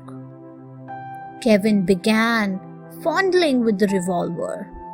Suddenly, James was alarmed when he saw Kevin playing with the revolver. James rushed quickly from behind and closed the safety lock of the revolver that was open at that time. James knew the consequences if Kevin accidentally triggered the revolver. When Jackson came back, he was shocked at his negligence, but proud of his son James. Catching a pickpocket. Ashley was bold and brave and would come forward to help anyone needing help. Once he was traveling in a bus when he suddenly heard a woman crying loudly, "Help me! Someone has stolen my purse.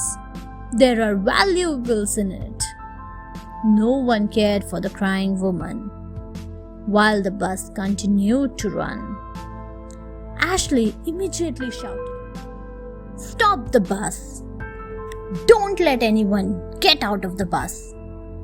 Since Ashley shouted with force and authority, the driver immediately stopped the bus. But nothing happened. As everyone was quiet, Ashley then asked that he would call the police and began calling the police when a dangerous-looking man said, "Is this the purse? It was lying here." The pickpocket had given back the purse at the threat of the police. The woman recognized her purse and profusely thanked Ashley for helping her. The other passengers made sure the criminal was arrested by the police. Joel saves a blind person. Joel was a young boy who never missed his school. His school was located at a blind curve. It was a dangerous curve where several accidents had taken place in the past. The parents of the school children had complained several times in the past about this issue, but the authorities did nothing about it. Joel's parents, being worried about the safety of their child, had taught him all the traffic safety rules for the pedestrians. Joel was a little child, so he always waited for the senior students or teachers to help him cross the road. One day, Joel was waiting alone. There was no one to help him cross the road. Suddenly, Joel saw an old uncle crossing the road, lost and unconcerned, while a vehicle was coming from the opposite direction. Suddenly, Joel ran quickly and pushed the old uncle, who was blind. He profusely thanked Joel, realizing what had just happened. School children rescue flood victims. The swimming team of a city school had qualified for the state championship. Every member of the team was highly excited. As they were going to another town to participate in the championship. Their coach told him that a good sports team has positive spirit and excellent human values. The next day, they were in the town enjoying the scenic beauty. They were by the river to practice swimming before the tournament. Suddenly, a huge cloudburst caused torrential rain and the river was flooded. There were many tourists in the town who were caught in the flood. The city school swimming team began rescuing the flood victims without wasting a moment. They were only 10 boys and a coach, but together they saved hundreds of lives. The rescued tourists were brought to a safe place. Although the state swimming tournament was cancelled, yet the chief minister gave away bravery awards to the swimming team. Talented Kasim. Kasim did not go to school because his parents were too poor to afford his studies. He was poor but talented and had a pleasant personality. He thought it was undignified to beg, so he decided to make use of his talent to earn money. He entertained tourists at Agra by showing and explaining them about the monuments and the historical places. He had learned the history of Agra in various languages while working as an assistant to a tourist guide.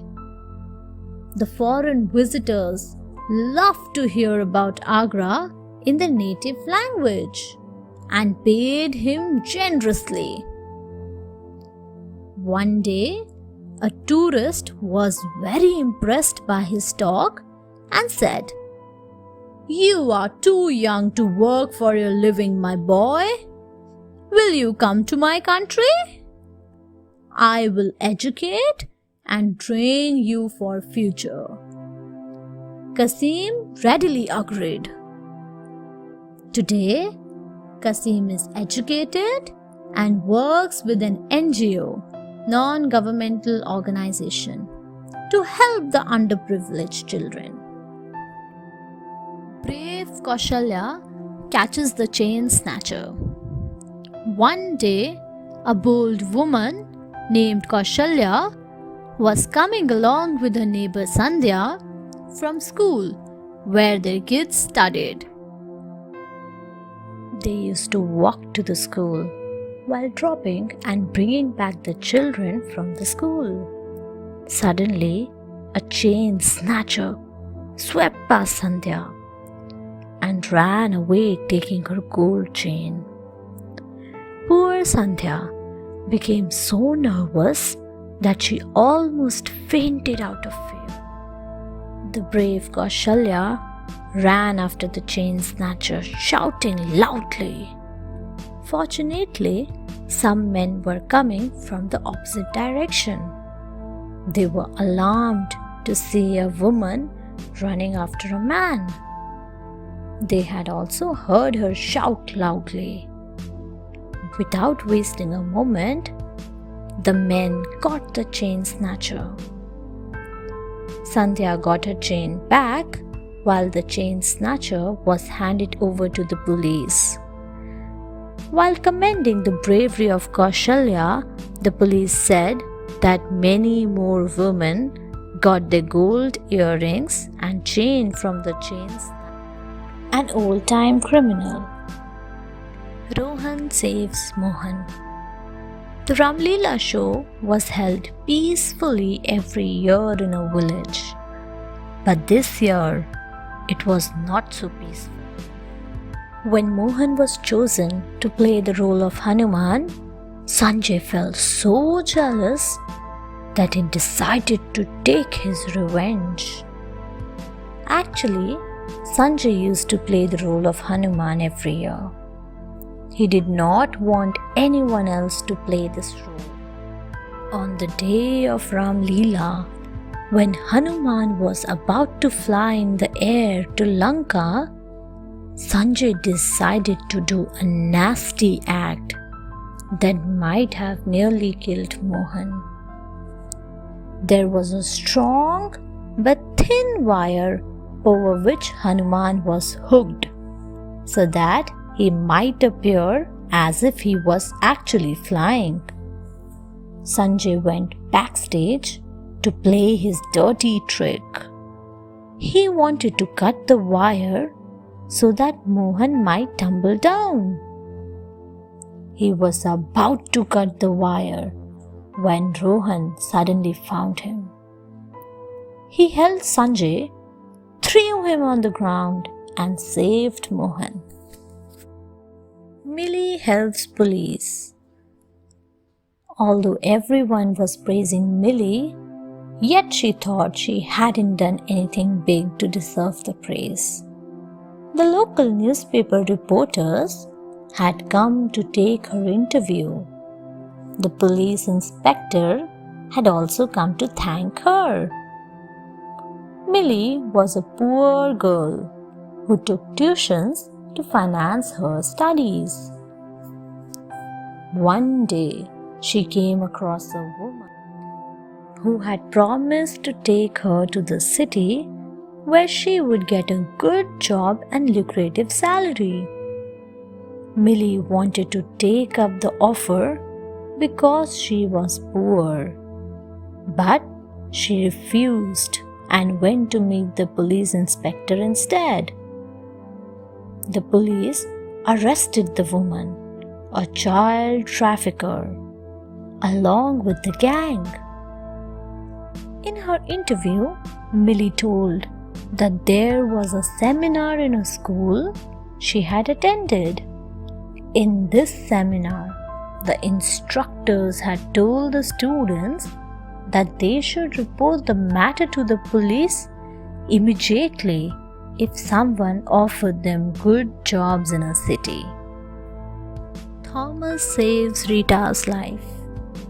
Thomas was a young college student. He came from a small town and had worked very hard to gain entry into one of the America's best colleges. He was a fearless person and helped save Rita's life. One day, he was returning from the library after doing some research for his college assignment. The sun had set and the parking lot was almost dark. As he hurried to his hostel, he heard a woman screaming.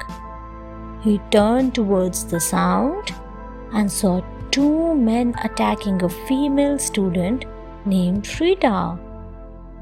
He ran to save her. When the assailants saw him coming, they tried to escape with a purse. Thomas ran after them. One of them slashed his face with a knife, but Thomas did not stop. He was able to catch the assailant, who had Rita's purse. Thanks to his efforts, the other assailant was also caught soon. The old man saves the village. Once, there was an old man who lived in a village in Japan with his wife. When his wife died, he stopped talking to everyone and moved to a mountain nearby. The villagers would often come to check on him. One day, an earthquake hit their village. There were mild tremors, and the villagers were not very worried. However, the old man saw from his house in the mountain that the earthquake had caused a massive tsunami. He could see the waves building up before they hit the village.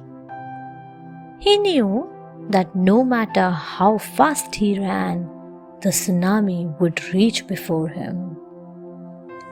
Suddenly, he had an idea. He set his house on fire. He knew the villagers would come to rescue him when they saw the smoke and flame. As he had expected, many of the villagers came running to save him and were, in turn, saved from the tsunami. Lewis saves farm's animals from fire. Lewis was a young farmer. One night, he woke up when he felt thirsty. He got up to drink some water. While he was drinking, he heard some strange noises. He went outside to see where the noises were coming from. He saw that a building on the other side of his land had caught fire. Lewis ran to see if anyone was caught in the fire. When he reached the building, he realized it was a farm. The noise was coming from the animals who were stuck inside the farm, as the door was locked from outside. Lewis quickly found a sturdy rod to break the lock. He then opened the door and let the animals out. Some of the smaller animals were disoriented because of the smoke. Lewis went inside the burning farm to bring them out. Thanks to his efforts, none of the animals died in the fire. Makalo saves the village. Makalo was an 8-year-old boy. He used to live with his grandfather in the village. The stories his grandfather told him filled him with courage and bravery. He wondered if he would ever get a chance to show his bravery. One day, when he was going to his friend's house, he heard a strange noise coming from behind the trees. He stopped immediately. When he looked closely, he saw a leopard hiding behind the tree. The trees were right next to the road. Makalo knew that the leopard could easily kill anyone walking on the road. He turned around and ran to the village, shouting at the top of his voice to attract everyone's attention. He did not worry about whether the leopard was following him or not. He warned everyone to stay inside, while the village elders informed the authorities. Thanks to Makalo, everyone was saved. Aziz prevents a train accident. Aziz was a 14-year-old boy. He used to live with his widowed mother. After attending school, he would work for a few hours at a small grocery shop near the railway station. One day, when he was on his way to work, he noticed that a piece of the track had been removed by some miscreants. Aziz knew that this was very dangerous. He ran to the station to inform the station master.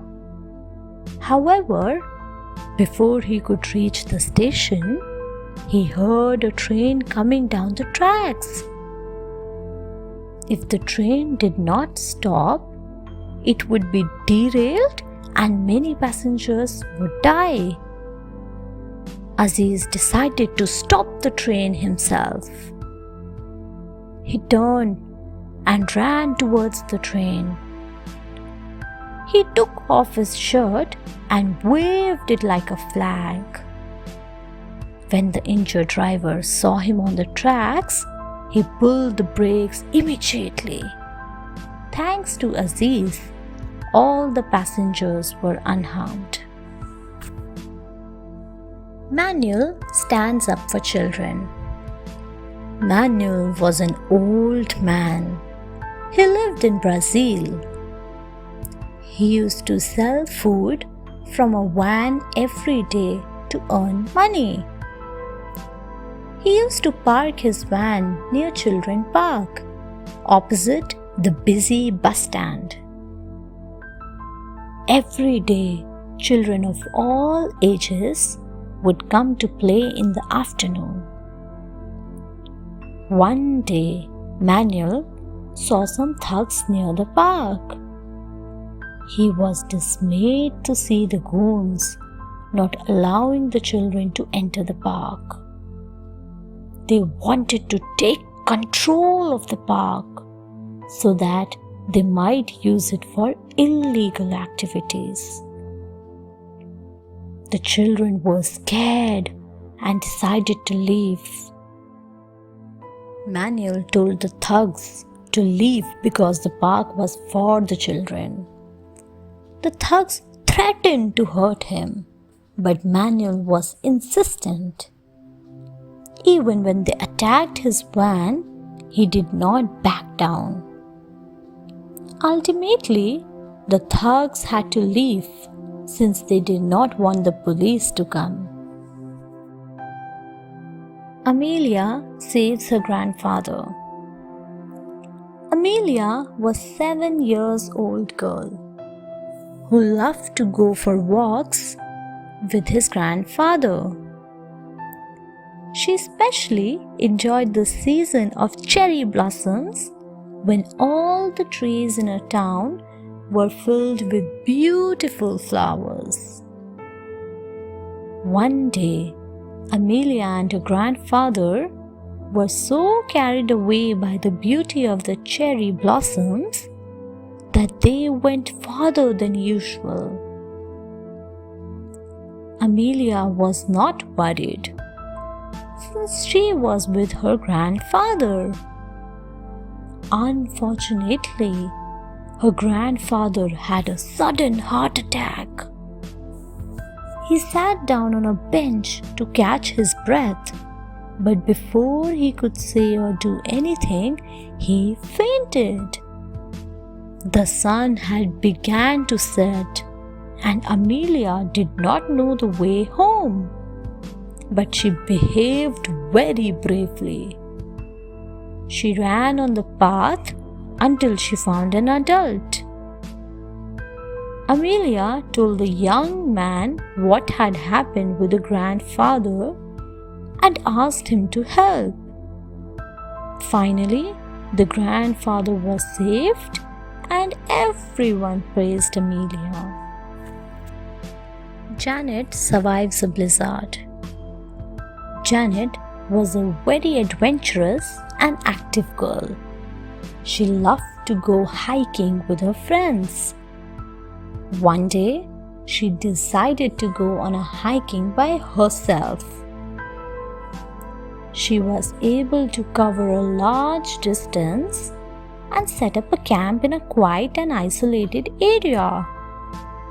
While she was sleeping, the mountain was hit by a freak blizzard.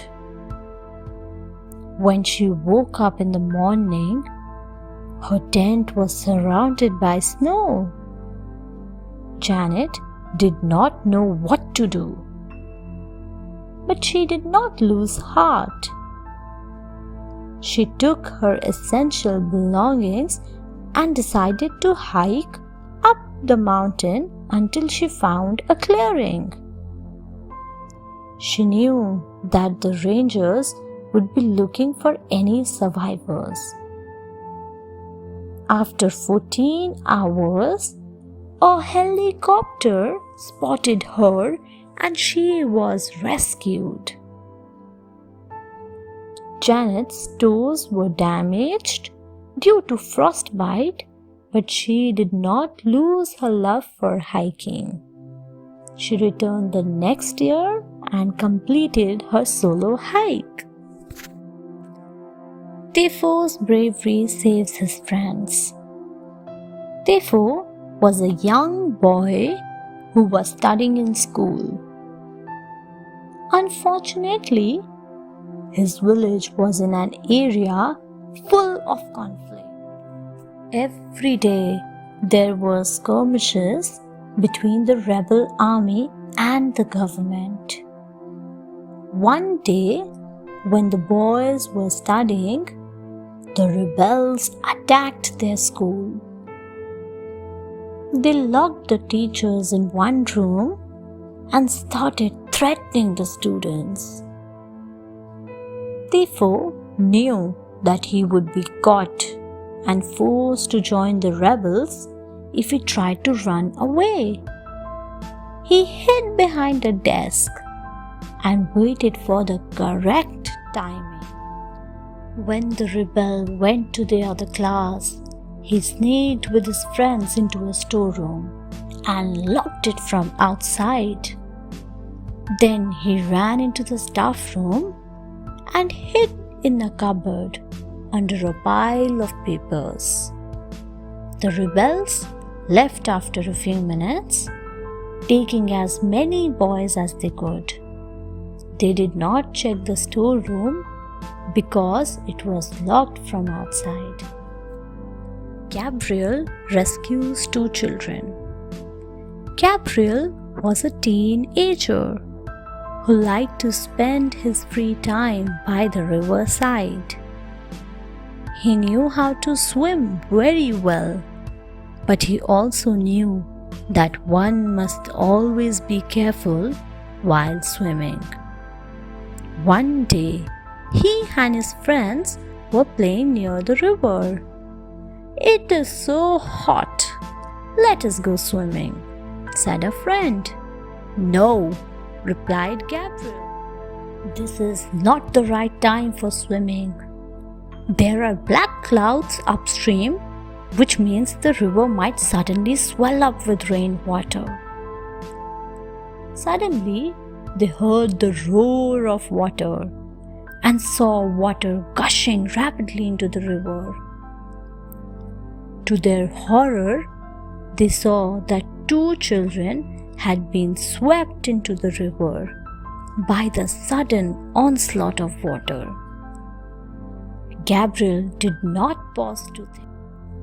He jumped into the river and swam towards the children. It was very difficult to swim against the ferocious river, but he was able to rescue them. Irina speaks up for an autistic man. Irina was a secretarial assistant in Moscow. Every day, she would take the metro to reach her office. One day, she was running a little late and missed her train. While she was waiting on the platform, she saw a group of rowdy teenagers in a corner who were creating a ruckus.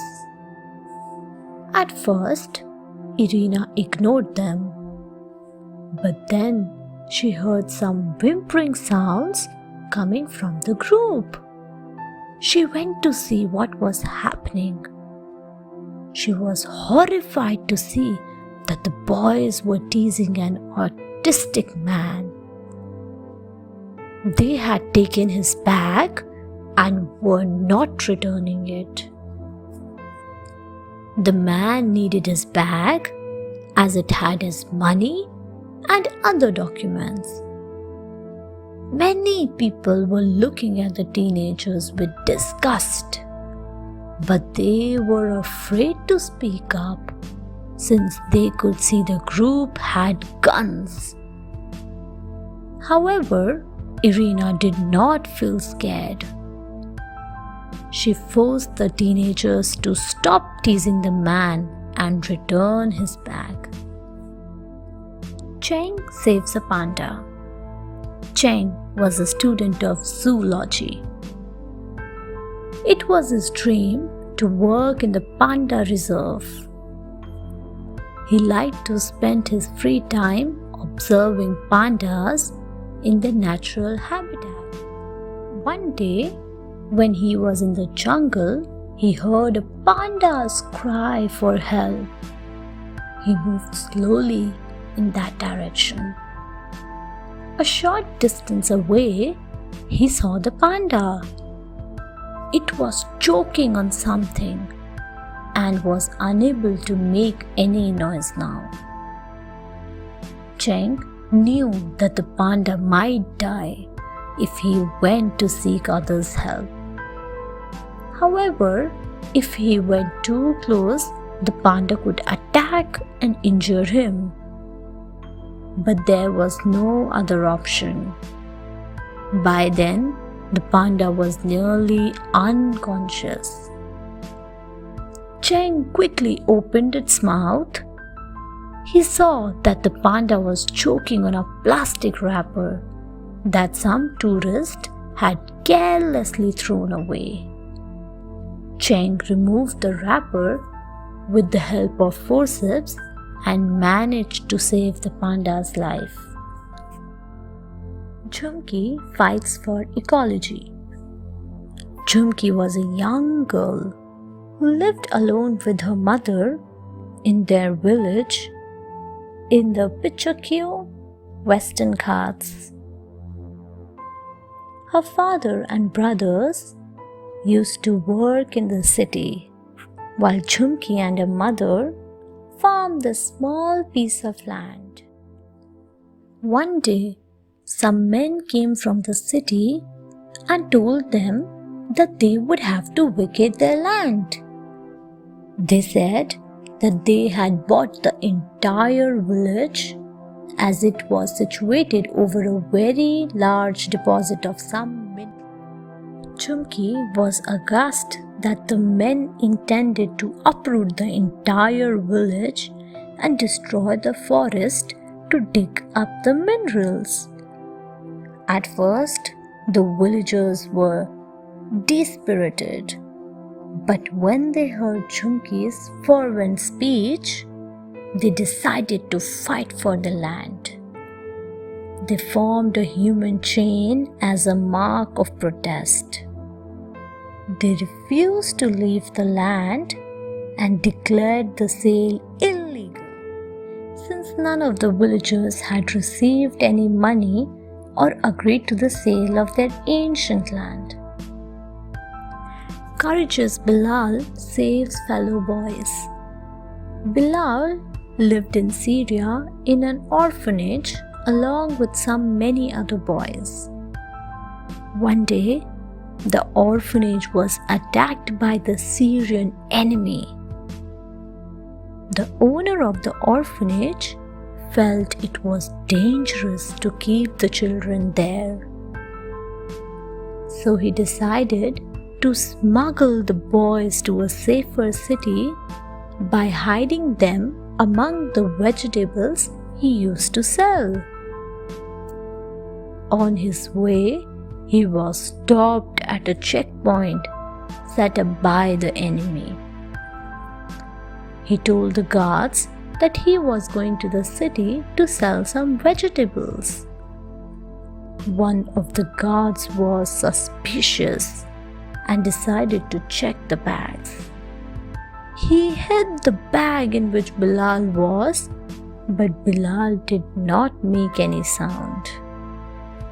When they were at a safe distance, the owner rushed to check on Bilal. He found Bilal badly hurt, but the boy did not make a sound, as it would have sent them into danger. Thus, his action saved the lives of his fellow boys. Julia prevents a camping disaster. Julia and her friends were going camping for the first time from the school. They were very excited about it. The children had to hike for a few kilometers before they would reach the campsite.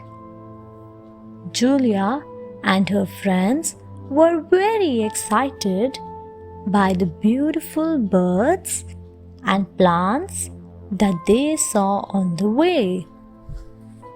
They began to dawdle, and before they knew it, the group had moved on. Nightfall found them all alone in the forest. Julia knew that they would have to wait till morning. She also knew that there were many dangerous animals in the forest. She quickly gathered some wood and lit a fire so that they might feel safe. She made sure that the fire burned all night so that no animals might attack them. The smoke also helped attract the attention of the teachers, who rescued them early in the morning. Ryan doesn't give up. When Ryan was born, his hands were not formed properly. On the left arm, he had only 2 fingers, whereas his right arm ended with a stump. Many people pitied Ryan because of his disformed arms. But Ryan was very brave. He refused to see this as a problem and saw it as an opportunity to set an example of how everyone can lead a fulfilled life. Ryan loved statues and wanted to become a sculptor. His teachers felt his desire would never be fulfilled because of his arms. However, Ryan never gave up. He tried to see how he could bring his ideas to life. Even when people ridiculed him, he continued practicing. His parents encouraged and supported him. With time, Ryan became skilled at sculpting clay. When he was 27 years old, Ryan held an exhibition of his sculptures. People were amazed to see how beautiful his sculptures were. Alana overcomes her fear. Alana lived with her parents in Brazil. When she was very young, she had seen a horrific road accident. Since that day, she was afraid of blood. One day, she was traveling with her mother in their car. A truck was coming from the other side. One of the tires of the truck burst, and the driver lost control of his vehicle. Alana's mother tried to swerve and prevent an accident, but unfortunately, they collided with the truck.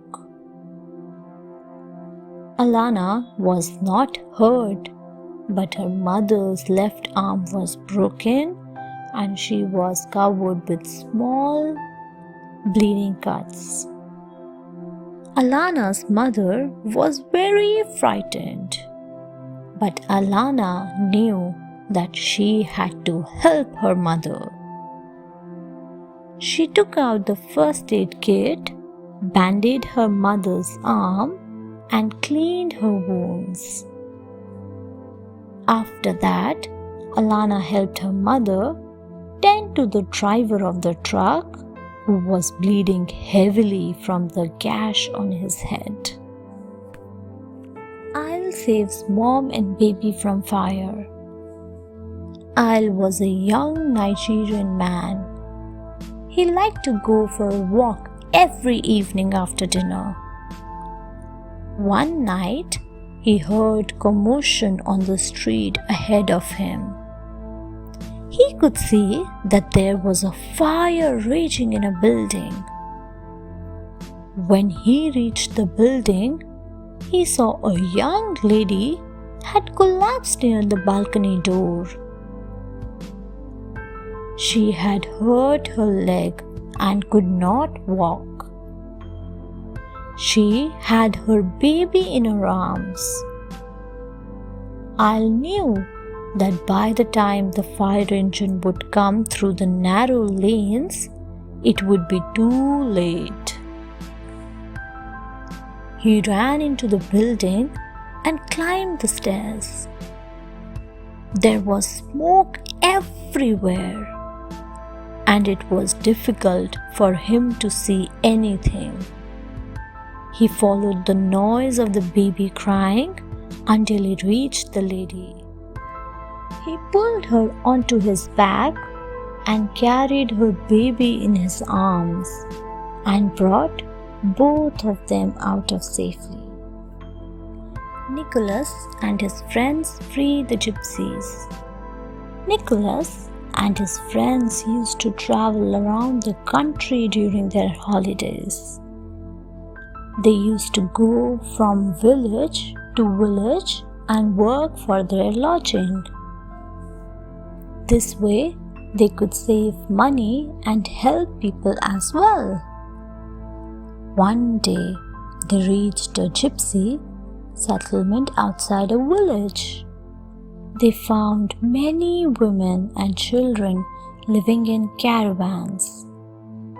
The women told them that the police had locked the men since they did not have any travel permit. Nicholas knew that no travel permit was needed for traveling from one city to another. He knew that the police did this to harass them. Nicholas and his friends confronted the police. They told them to release the prisoners, otherwise they would lodge a complaint against them in the next village. The police threatened to arrest them all, but Nicholas and his friends were fearless. Ultimately, the police had to let the gypsies go. Boris helps a child to safety.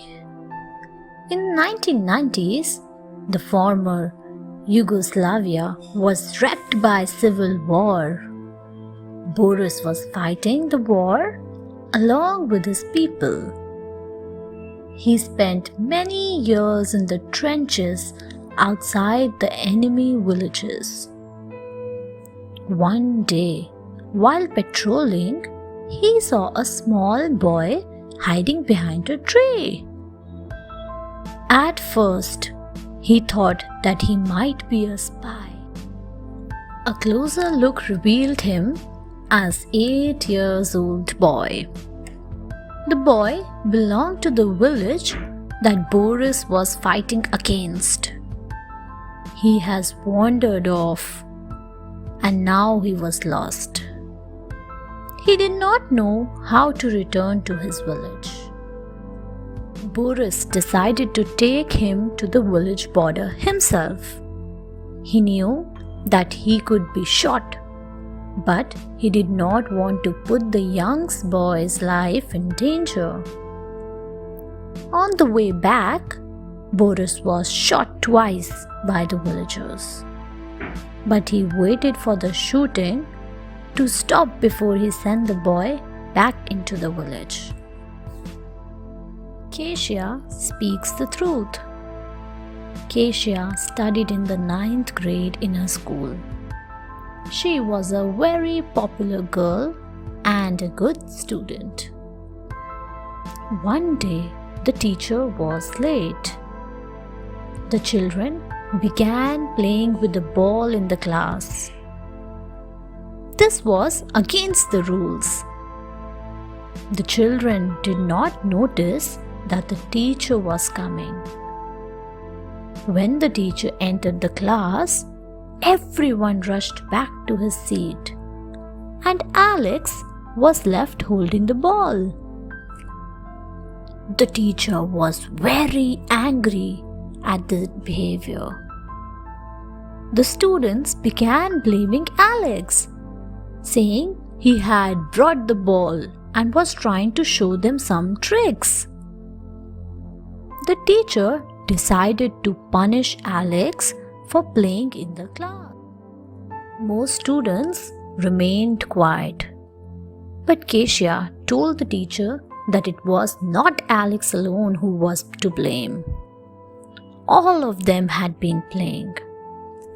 The teacher was angry with the whole class, but appreciated Keisha's courage in clearing Alex's name.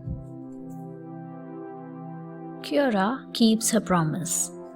Mrs. McAdams lived all alone in a little house on a small country lane. Ever since her husband died, her only visitor was a young girl called Kiara. Kiara would come every week to visit Mrs. McAdams and help her complete tasks around the house. Mrs. McAdams enjoyed her company a lot. Mrs. McAdams used to get very lonely on Christmas, so Kiara promised to visit her every year on Christmas. One year, there was heavy rainfall on Christmas Eve. Mrs. McAdams could not see the road from her house. She knew Kiara would not be able to come and was very sad. However, Kiara was adamant on visiting Mrs. McAdams. When her car could go no further, she decided to walk in the snow all the way to Mrs. Adams' house.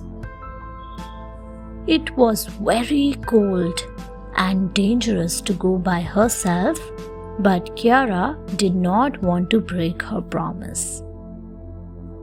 Carmen builds a bridge. In South America, there are many villages that are cut off from the rest of the world because they lack proper bridges.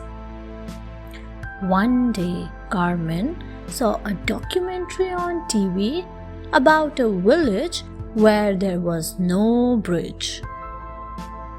The villagers had to put themselves across a rope. Carmen decided to help the villagers. She started a campaign to raise money for building a bridge in order to connect the village to the rest of the world. A large amount of money was required, and many felt that it would be very difficult. However, Carmen had set her heart on achieving her goal, and she did not give up in the face of insurmountable odds. She went far and wide for public support to raise the money. Once she had raised the money, Carmen and her friends went to the village themselves and ensured that the bridge was built in their presence. Father Liam saves a murder suspect. Father Liam was the head of a church in Ireland. He was very popular and helpful. Everyone in the village respected him. One day, a man, Adrian, entered the church. Father Liam had seen his face on the news and knew he was wanted for murder. Adrian swore he was innocent and asked for sanctuary. According to church rules, any man who asked for sanctuary would be safe in the church. When the police came, Father Liam refused to turn over Adrian to them.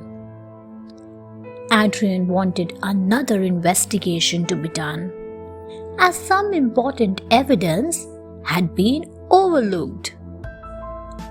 Till the police did not agree, Father Liam kept Adrian safe, even though the whole village turned against him for harboring a murderer. However, Father Liam knew that the real courage lay in doing what was right and not giving in to public opinion. The second investigation proved Adrian innocent. Madison follows her heart. Madison belonged to a rich family. She was brought up in wealth and never wanted for anything. As she grew older, she began to develop genuine sympathy for others' suffering and trials. When Madison became an adult, she decided to donate all her money to a charity and live among the poor and work for them. This was not an easy decision. Madison knew she would have to face many difficulties.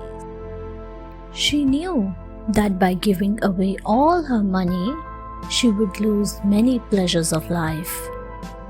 Many people tried to dissuade her. However, Madison had made up her mind.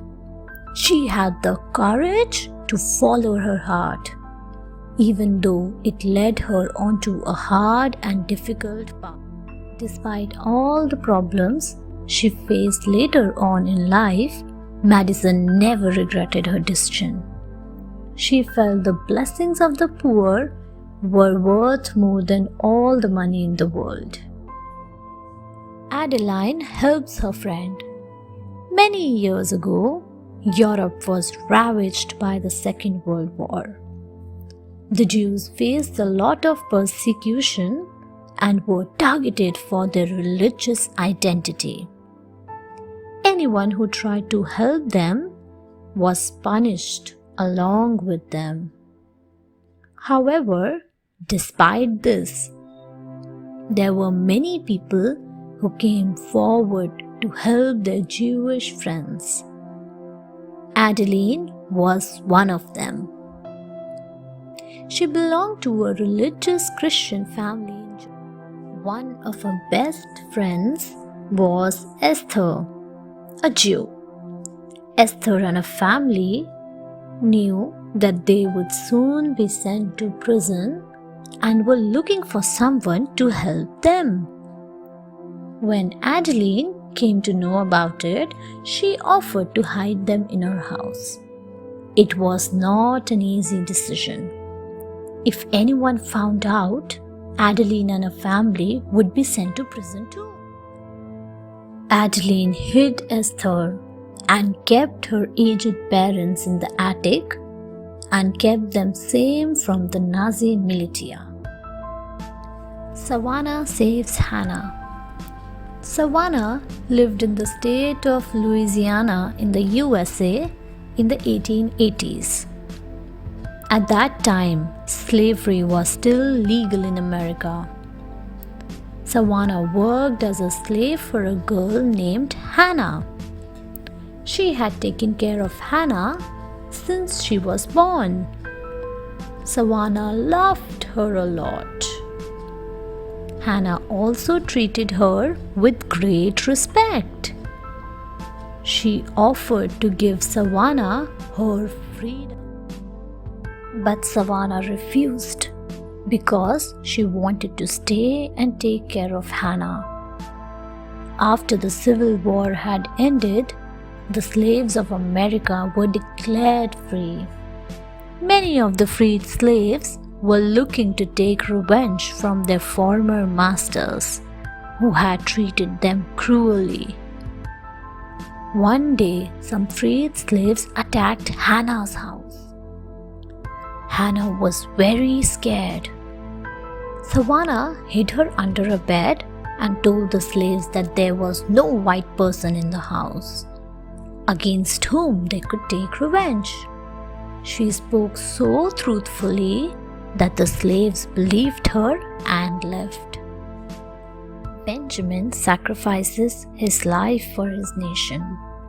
Benjamin was a young man. He was a patriot who loved his country. He joined the Air Force at the age of 25. After his training, he was assigned to a post near the frontier. Many people avoided such postings because there were always some tension at the border. But Benjamin was very happy and did his job wholeheartedly. One day, when he was doing a routine flight sortie, he noticed some suspicious movement across the border. Benjamin flew his plane as close to the site as possible. He saw that the opposing army was preparing for an attack. He knew that he should report this immediately. But before he could do anything, his plane was attacked. When the plane caught fire, Benjamin decided not to eject and save his life. Instead, he guided his plane towards the army. When his plane crashed, all their weapons were blown to pieces. Rachel saves the village. Rachel lived in a small village in the Netherlands. The Netherlands is a low-lying country. To prevent flooding, dikes have been created in many villages. This prevents water from entering the village when the water level rises. One day, Rachel decided to get some pretty flowers for her mother. When she was collecting the flowers, she saw a trickle of water flowing through a small hole in the dike. This was very dangerous, as the water could make the hole larger. Rachel knew that the adults had to be informed, but she was afraid that by the time she informed someone, the leak would grow bigger. She put her finger in the hole to plug the leak. The water stopped flowing immediately. Rachel stood with her finger in the ice-cold water for 5 hours until her mother found her and immediately informed the police. Ander saves the baby. Ander was 15 years old. He was one of the best students of his district. Every day, he would walk 3 kilometers to reach his school. One day, he was on his way to school when he heard a man shouting. Ander turned around and saw a horse running on the road. It seemed to be scared. Behind it was a cart that was swaying dangerously from side to side. The owner of the horse was running behind. As the horse passed Ander, he realized there was a young boy sitting alone in the cart. The boy was crying very loudly. Ander could see that the boy was very scared. In a trice, Ander jumped towards the horse and grabbed its reins. He pulled the reins with all his might. The horse reared up, but Ander did not let go. He was able to subdue the horse and save the child. Anya helped Azuri. Anya and Azuri studied in the same class. They were good friends. Azuri had been a victim of polio when she was very young. Due to this, her legs were slightly deformed. However, Azuri did not let herself feel physically challenged. One day, the school organized a marathon to raise money for charity. All the children in school were participating. The student would donate the money to the underprivileged children. Azuri too wanted to help raise money and decided to participate in the marathon. Anya supported her decision and promised to help.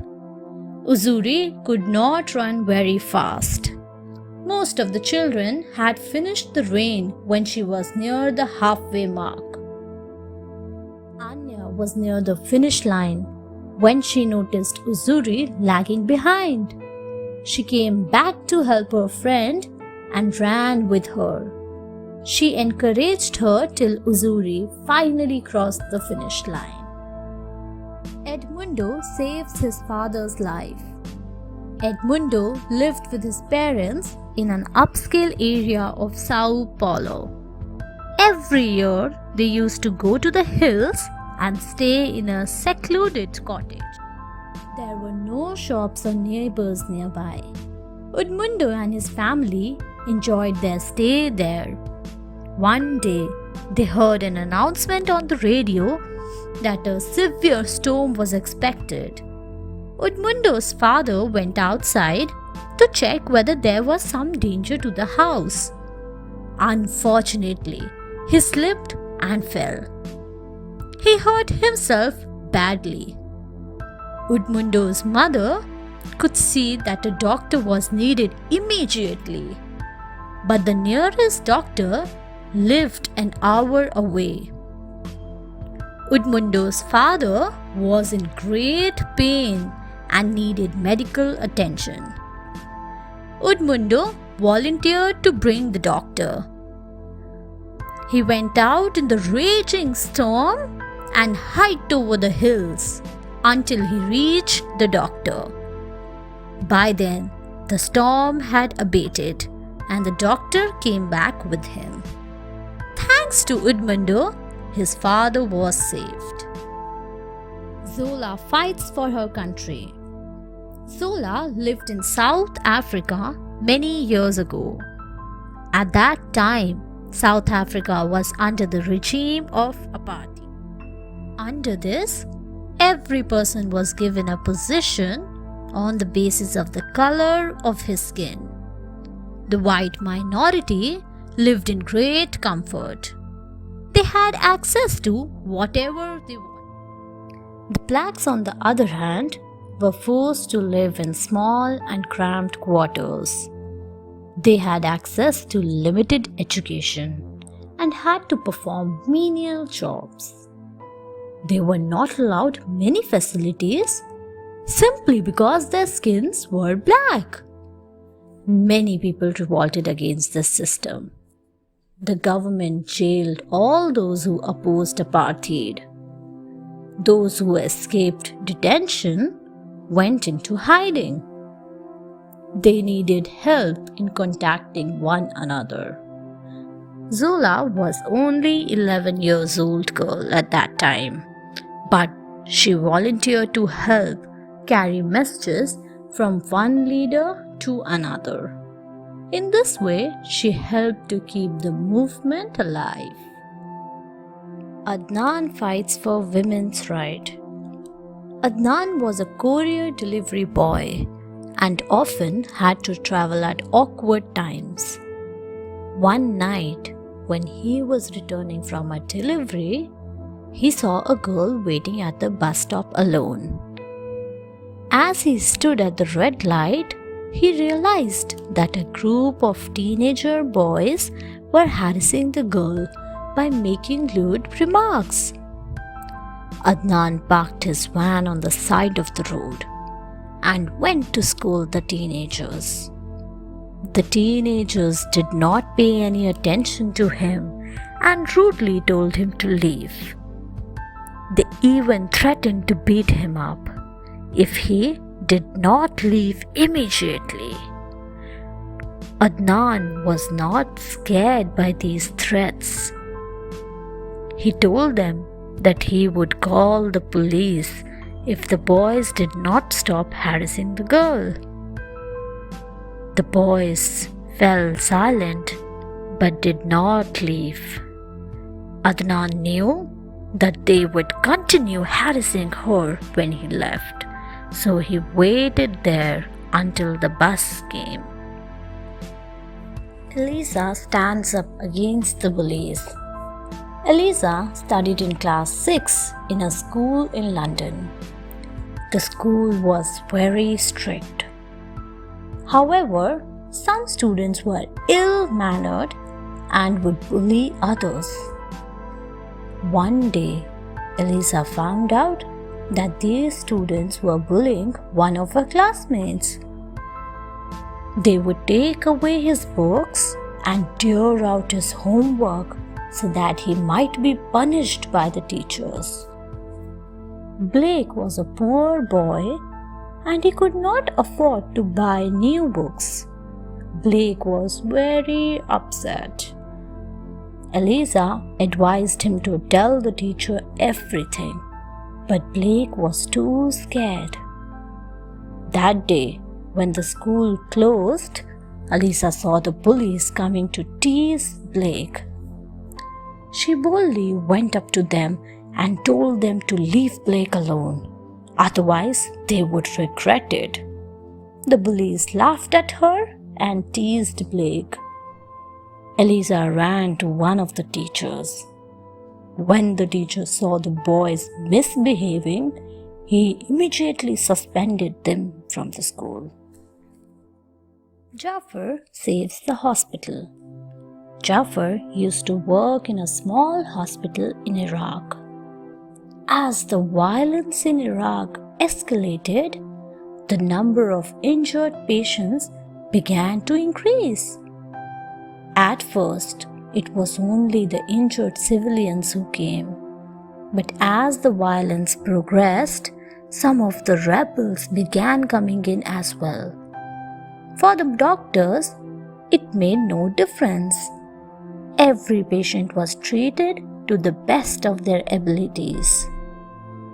But the rebels expected special treatment and wanted priority to be given to their wounded men. One day, when the doctor refused to see an injured rebel before other wounded patients, the rebel got angry. He suddenly pulled out a hand grenade and ignited it, saying he would kill everyone in the room. Everyone was scared. Jafar quickly pulled the grenade out of his hand and threw it into an empty park nearby. Thanks to his quick action, all the patients in the hospital were saved. Kenji rescues his neighbor. Kenji lived in a small town in Japan. His neighbor was an old man who could not walk due to an accident. This had made him bad-tempered and unfriendly. However, Kenji always wished him a good day. One day, Kenji and his friends were playing in the park when they felt the earth rumble. "Earthquake!" they shouted. They could see the buildings around them shaking. People were running out of their houses. Kenji suddenly remembered his neighbor who could not walk. While everyone ran to safety, Kenji ran back into the city. He ran back to his house and saw his neighbor was trying to crawl to safety. Kenji quickly picked him up and pulled him onto his back. Then he ran away to a safer area. They left just in time. As they were moving away, they saw a tree fall on the exact spot the old man had fallen on. Khadija rescues a group of children. Khadija was 10 years old girl. She was very brave and courageous. She lived in a small village. One day, when she was returning from school, she heard the voices of some children crying. These voices were coming from behind some bushes. She looked for the children in the bushes. she found a group of 7 children ranging in the ages from 7 to 11. They had been separated from their parents by some men. These men were taking them to the city to make them work in factories. The children were very scared. Khadija quickly decided to help these children. While the men were having their food, she took the children to her farm and hid them behind some piles of straw. When the men came looking for the children, she feigned ignorance, even in the face of dire threats. She managed to save the children from a life of servitude. Francisco saves a train full of people. Francisco's father was a train driver. He would often let Francisco ride with him, which he enjoyed very much. One day, Francisco and his father were singing songs together in the engine compartment when suddenly his father fell down. Francisco did not know it, but his father had suffered a heart attack. The train was a few kilometers away from the nearest station. There were many other trains running on these tracks. Francisco tried to retrieve his father. But when all his efforts failed, he realized he was responsible for driving the train now. If they stood in one place, they could be hit by any other train passing by. Francisco had seen his father drive the train on this route many times, but he still felt scared to do it by himself.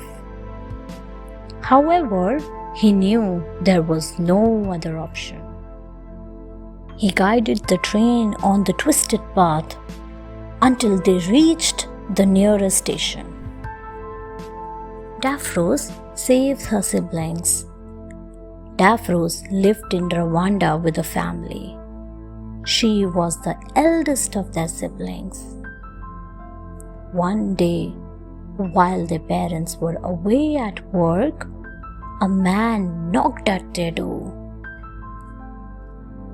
When Daphros opened the door, he barged in and told her to hide him. The man had a knife in his hand, and there were blood marks all over his clothes. Daphros was very frightened. The man told her that he would attack her if she screamed. Daphros's siblings were playing in the next room. She knew that they would be in great danger if she did not do what the stranger said. So she took him into the kitchen, where he hid behind some curtains. She did not let her siblings know there was a stranger hiding in the house. She did not want them to panic. She calmly suggested they should play outside. Once outside, she ran to the neighbor's house and called the police. Soon, the stranger was arrested. Neil prevents an accident. Neil was a young professor of sociology in a leading college in America. One day, he was driving to his college when he noticed a car in the next lane moving erratically. Suddenly, the car swerved over and hit the barrier on the side of the road. But the driver did not stop. The car was dragging along and sparks were flying from its body. Neil felt very worried. He pulled over beside the car. He saw that the driver was lying sprawled over the steering wheel. Neil knew the car had to be stopped before other people got hurt. He pulled his car in front of the other car and applied the brakes. As the other car crashed into his, it finally stopped. Neil rushed to pull out the driver, who was suffering from a stroke. Thanks to Neil's courageous act, his life was saved. Elena saves a girl from being drowned. Elena lived in Russia. She was a student of art history. One day, she saw two girls skipping in front of her. As she crossed the bridge, they stopped to look at the view. By mistake, one of the girls dropped her doll. She peered over the bridge to see where her doll fell, but lost her balance and fell into the river. Elena took off her shoes and coat and jumped into the river to save the girl. The water was very cold. The girl's clothes were soaking wet and kept on dragging her down. However, Elena managed to pull her to safety. However, it was so cold that the girl's teeth were clattering. Elena could see that the girl had started turning blue. If she did not reach a hospital soon, she would die of cold. Elena wrapped the girl in a coat and rushed her to a hospital. Leila leads the revolution. Leila lived in Turkey. She was a college student who liked to go out with her friends. During that time, the government in Turkey was very unpopular and had taken many measures against people's wishes. People often criticized the government, but no one acted up on this criticism. One day, the government announced that they would be demolishing a park to make way for a shopping complex. This park was very old, and nearly everyone had spent time playing there as a child. Leila decided that it was time to move beyond words. She told her friends that they should go to the park and protest. Her friends felt that would not have any impact as they were too few in number. They contacted more people, and on the day of protest, there were more than 5,000 people in the park. The government had to change its decision. Jamila saves lives from a flood. Jamila lived in Bangladesh. Floods were an annual affair, and most people were prepared to handle them. During the rainy season, they would move to safer areas and return to the low-lying lands after the rains. One day, it began to rain heavily in winter. Everyone stayed inside his house. They thought the rain would finish in a few hours. Jamila went out to check on her pet calf. When she was returning, she saw the river was overflowing on the upper banks. In a few minutes, the whole village would be flooded. There wasn't enough time to inform everyone. She grabbed a tin drum her father kept to store fodder. She began to beat it loudly with a stick. People came out to scold her for the noise she was making. She immediately warned them about the overflowing river. Everyone ran and saved his life. Hassan saves his classmates. Hassan and his classmates had gone for an excursion. They saw an empty riverbed with beautiful stones in it. They got out to spend some time in the riverbed. While they were strolling around, they heard a high-pitched whistle. No one paid attention to it. Suddenly, they saw water swirling down the riverbed. The water was coming with great force. All the students ran to the edge of the river to escape the water. Hassan was climbing up the bank when he saw that many of his friends were engulfed by the water. Hassan was a good swimmer. He turned back to help his friends. He rescued 2 boys, but by the time he turned to rescue a 3rd friend, the water was too powerful for him. He saw an overhanging tree ahead. He climbed on it and grabbed his friend before he was swept away. Farid saves many lives. Farid lived in a small village in Uttar Pradesh. Every year, a fair was organized during Diwali. People came from nearby villages. While in the fair, Farid was passing by the enclosure for the bulls. He noticed that there was a lot of noise. He did not pay much attention.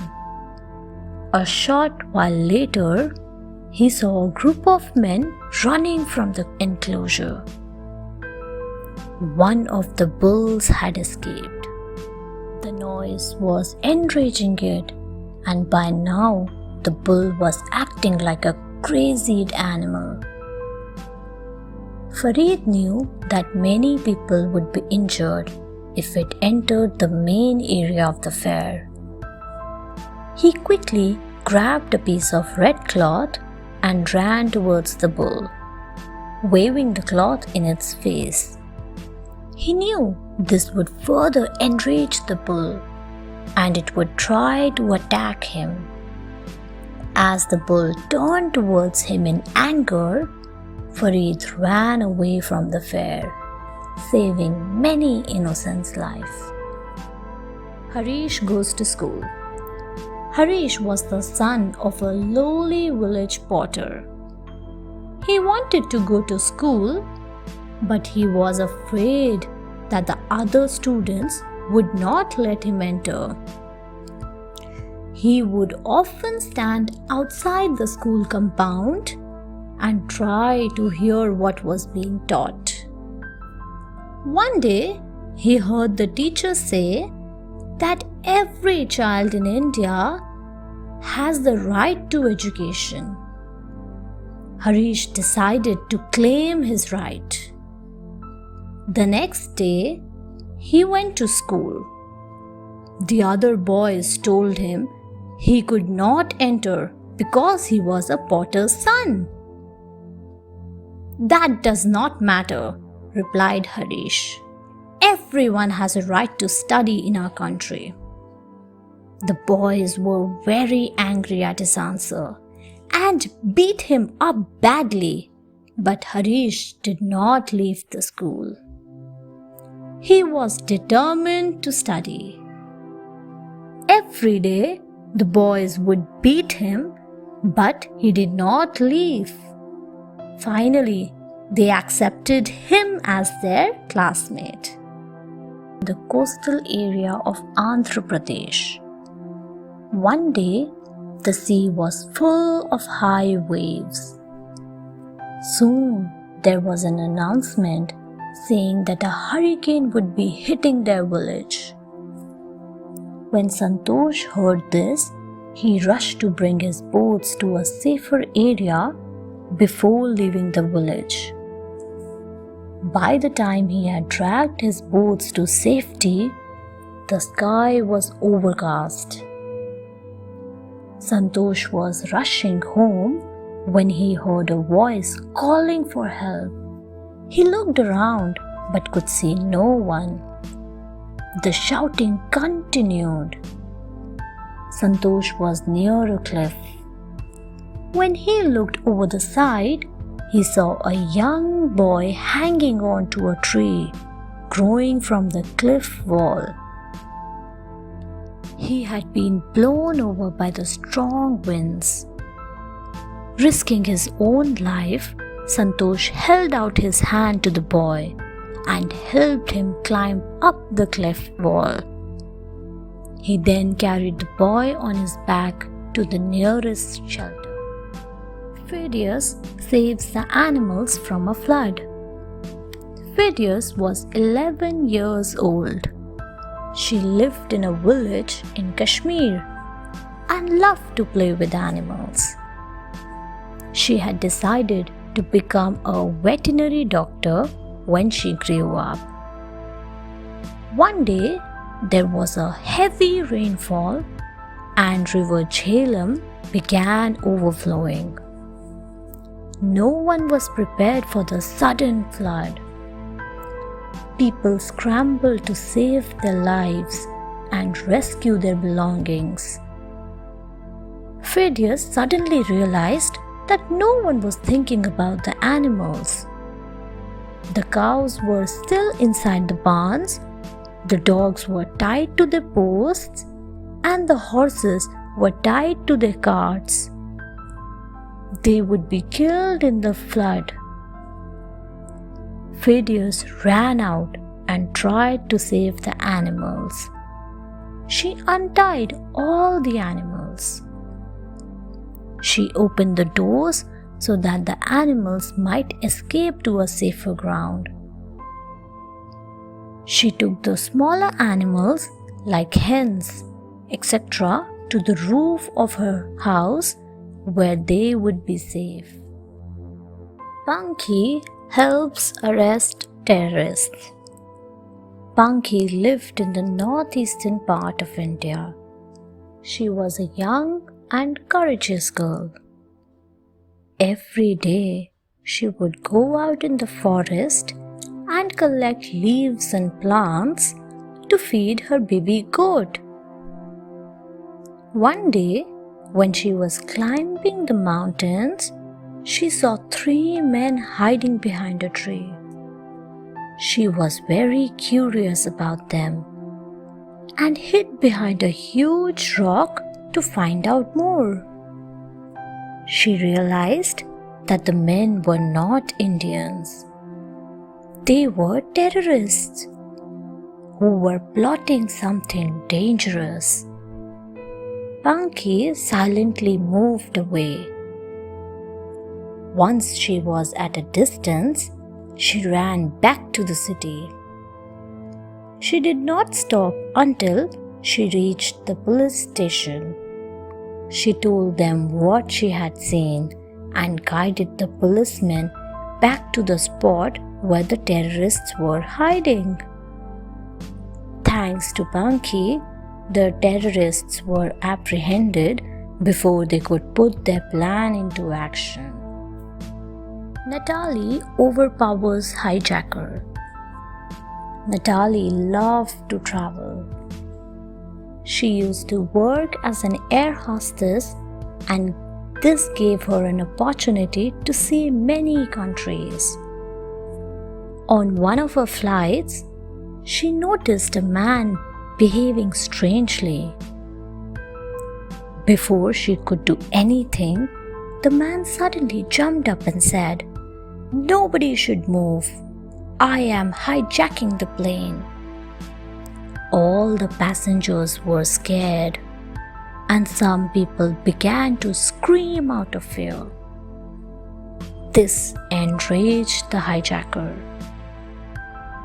Natalie and the crew requested the hijacker to let them move in the aisle and take care of the passengers. They quickly tried to calm down the passengers. Natalie noticed that the hijacker was not very confident.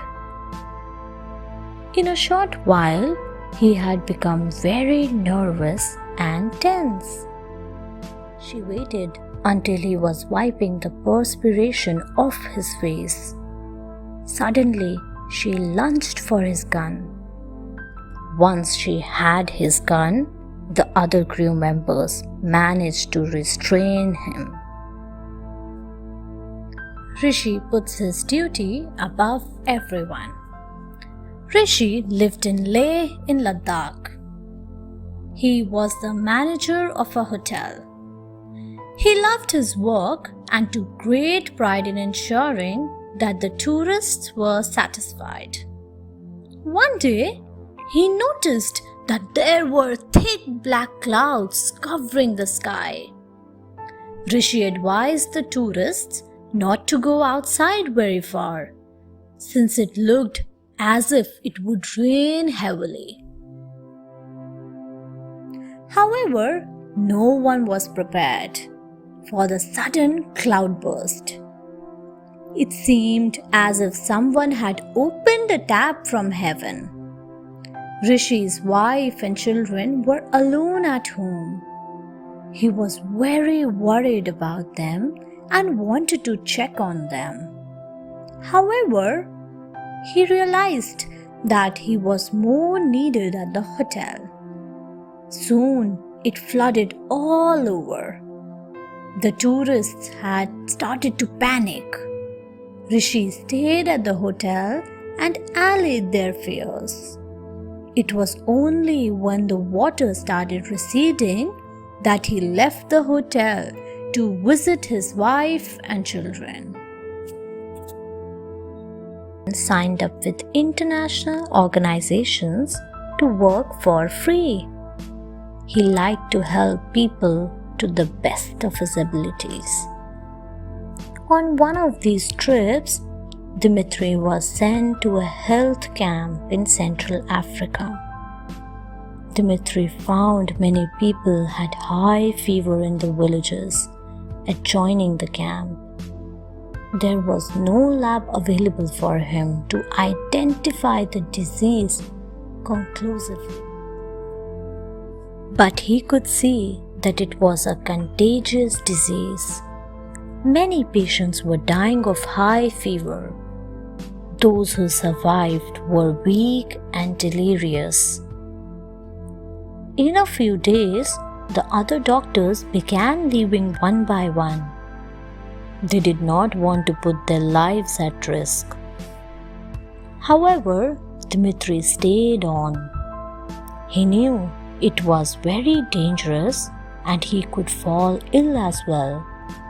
But he felt that as a doctor, it was his duty to cure his patients, even if that meant risking his life.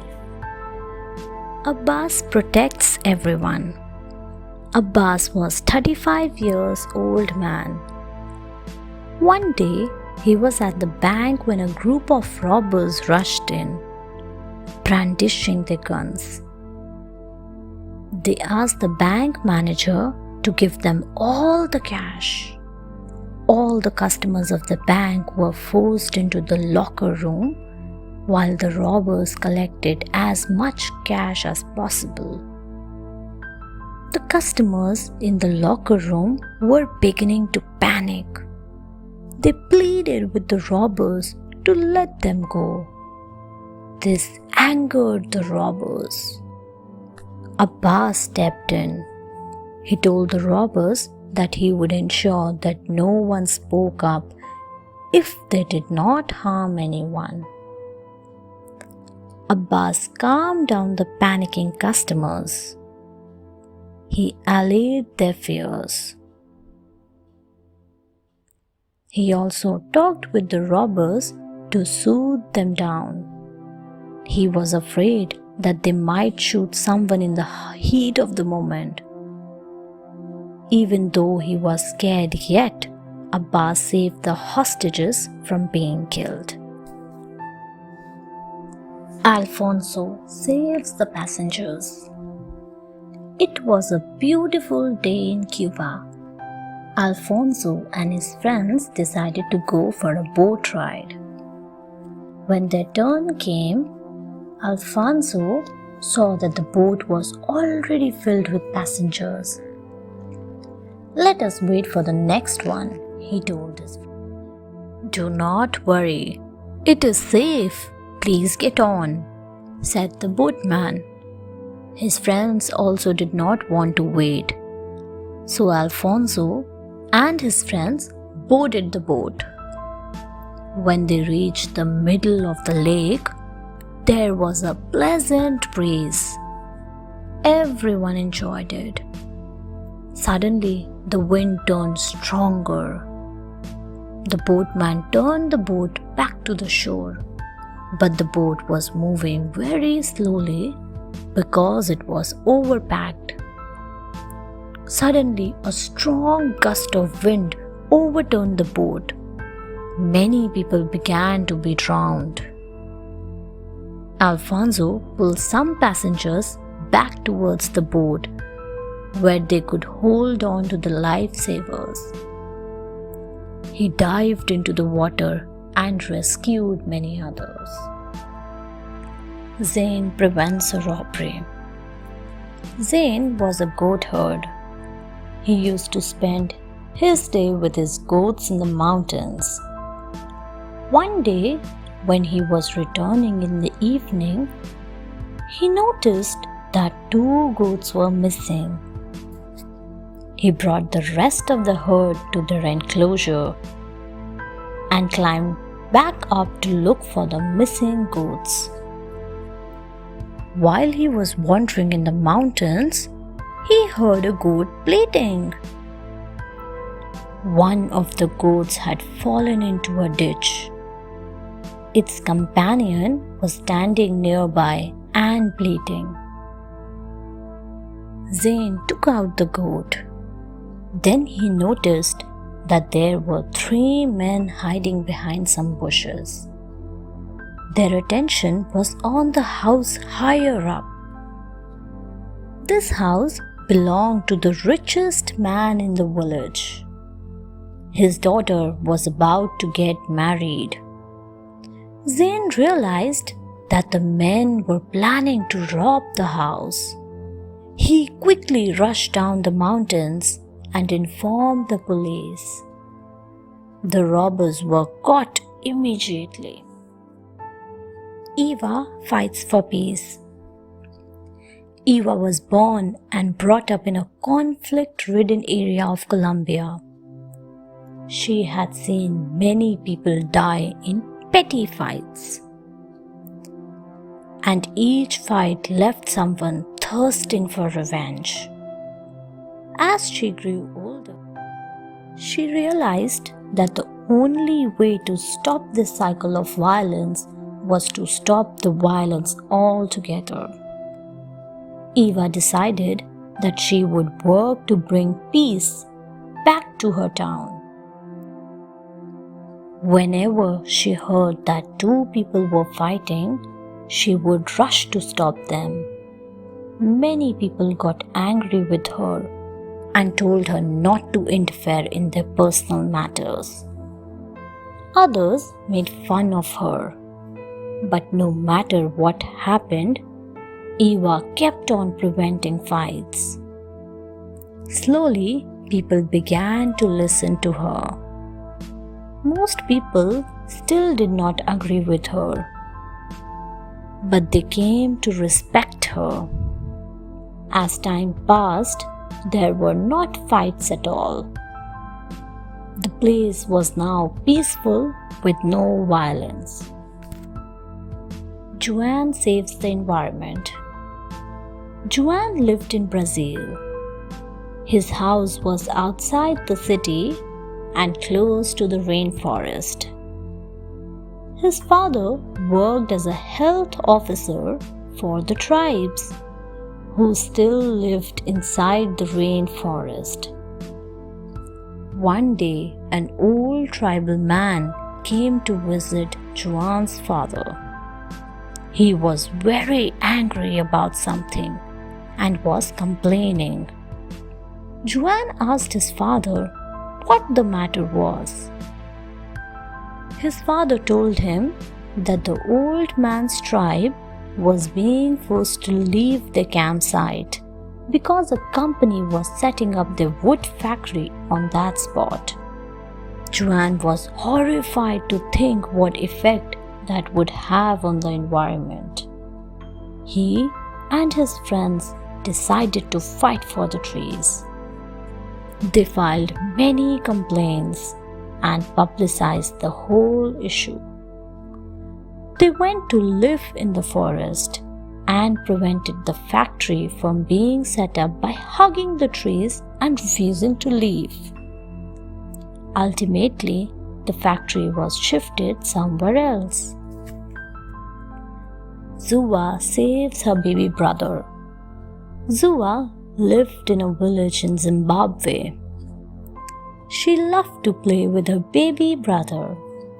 She would often take him outside their hut and play with him. One day, the two of them were playing. Her brother was feeling hungry, so she went in to get some food for him. When she came out, she was shocked to see a lion near their hut. It was very close to where her brother was playing. Zua did not know what to do. She was afraid that the lion might attack her brother if she made any sudden noise. Suddenly, she saw the tiger moving closer to her brother. Zua threw caution to the wind and ran out, shouting at the top of her voice. The lion turned towards her with a roar. Zua threw the hot partridge in her hands on the lion's face and ran to save her brother. Zulfikar helps a stranger. Zulfikar was at a restaurant one day having lunch with his friends. Suddenly, one of the men on the table behind him began to gag. Something was stuck in his throat, but he was unable to dislodge it. He started choking. His friends tried rubbing his back, but nothing worked. By now, he was having difficulty in breathing. No one knew what to do. Zulfikar rushed forward to help. "Are you a doctor?" asked the man's companions. Zulfikar knew there was no time for all those questions. He pushed them aside and went to help the choking man. He grabbed him from behind and pushed a fist into his chest. Other people thought he was hurting the man and tried to push aside Zulfikar, but he did not stop. He repeated his actions until suddenly the man spat out some food and started breathing normally. Nancy saves a kitten. Nancy was only 6 years old. She had a pet cat named Bluebell and a kitten named Snowdrop. Snowdrop was very naughty and would often create problems for herself. One day, Nancy heard Snowdrop mewing in the garden. When Nancy went out to find Snowdrop, she saw that she had climbed up a tall tree. Now she was too scared to come down. Nancy was alone at home. She knew she should wait for an adult to help, but she could see that Snowdrop was afraid. Nancy was also afraid of heights, but she felt bad for Snowdrop. She took a deep breath and started climbing up the tree. She felt scared, but she knew that she had to do this for Snowdrop. Nancy was able to bring Snowdrop down. She felt very brave because she had not given in to her fear of heights. She was very happy. Erin saves her sister. One day, Erin and her sister Amy were making too much noise while playing inside the house. So their mother asked them to go out and play in the garden. Both the girls played for some time, and then they began to feel tired. The weather was very pleasant, so they decided to stay outside on the lawn. They didn't realize when they fell asleep. Erin woke up after some time and turned towards Amy. She was shocked to see that there was a snake sleeping right next to her arm. Erin was very afraid. If she made any noise, the snake would attack her. On the other hand, if she did not want Amy, she could hurt the snake by simply moving her arm. Erin saw that Amy was in a deep sleep. She quietly got up and slowly moved behind the snake. Then, like lightning, she grabbed the snake and threw it away. Benito helps the prisoners.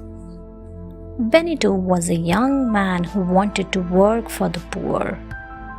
He wanted to help those who had no one. He joined many organizations, but never got a feeling of satisfaction. He never felt as if he made a difference. If not him, someone else would help. Then one day, he found out that a security prison was looking for a counselor.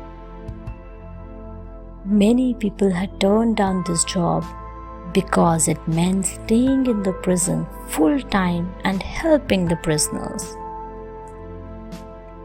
Benito decided to take up this challenge. When he went to the prison, he was very scared by some of the prisoners. They looked cruel. Benito felt that his help would make a real difference to these people. If he changed their way of life, they could be better people. He faced many taunts from the prisoners.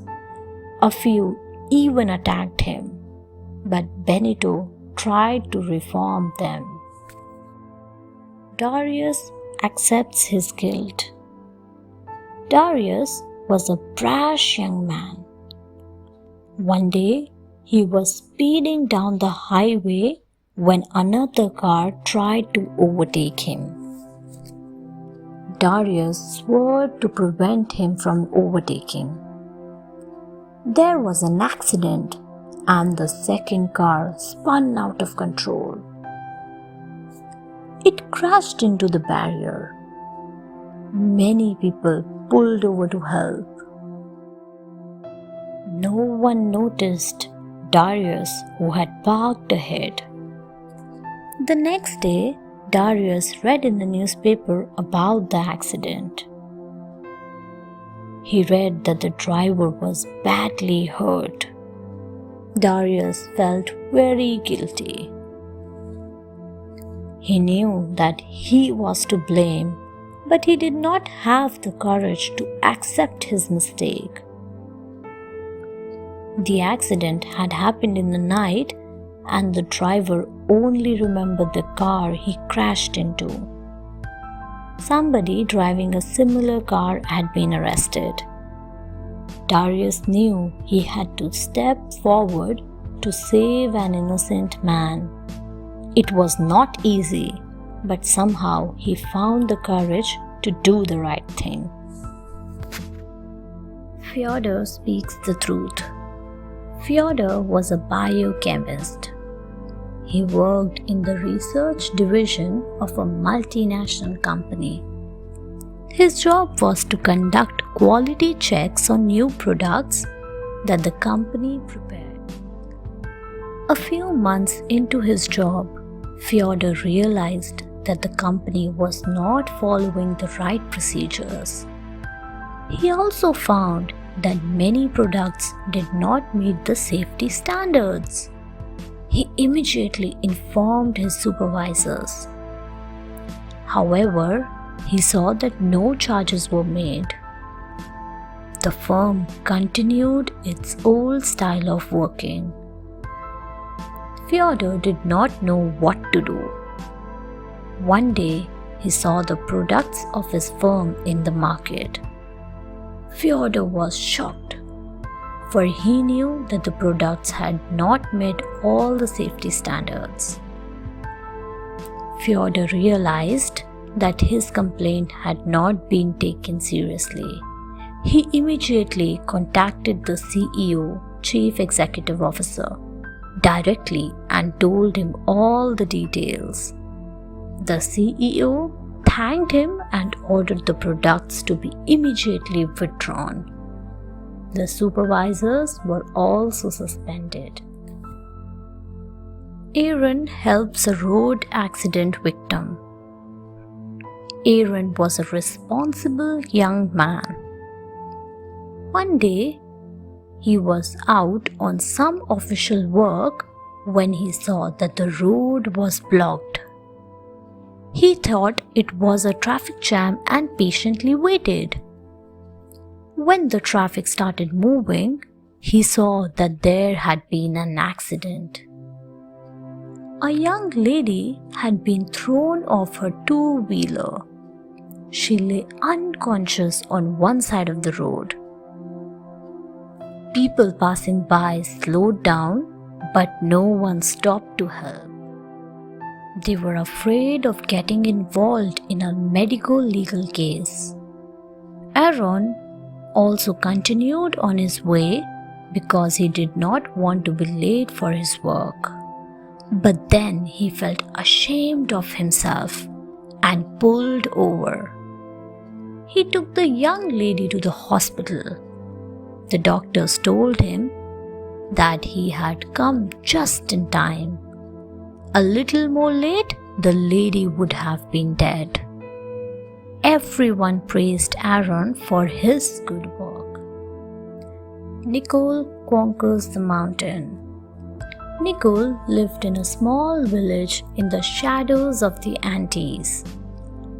It was her desire to climb to the top of the mountain near her home. But Nicole came from a very poor family. She knew that she would never be able to get money or time for a mountain climbing trip. Everyone told her she would never be able to climb up the mountain. However, Nicole never gave up on her wish. Many years went by, and one day Nicole got the chance to accompany a scientific expedition to the mountain top as an assistant. She was very happy. When the ascent started, Nicole was very excited, but each day proved tougher than the previous. One day, she stumbled and sprained her ankle, but she did not give up. She knew there was work to be done. She bravely continued climbing up the mountain until she reached the peak. Danilo scares a bear.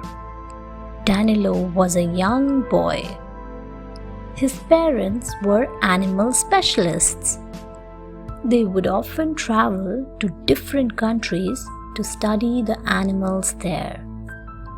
Sometimes Danilo used to accompany them. One day, his parents were asked to study about the life of grizzly bears.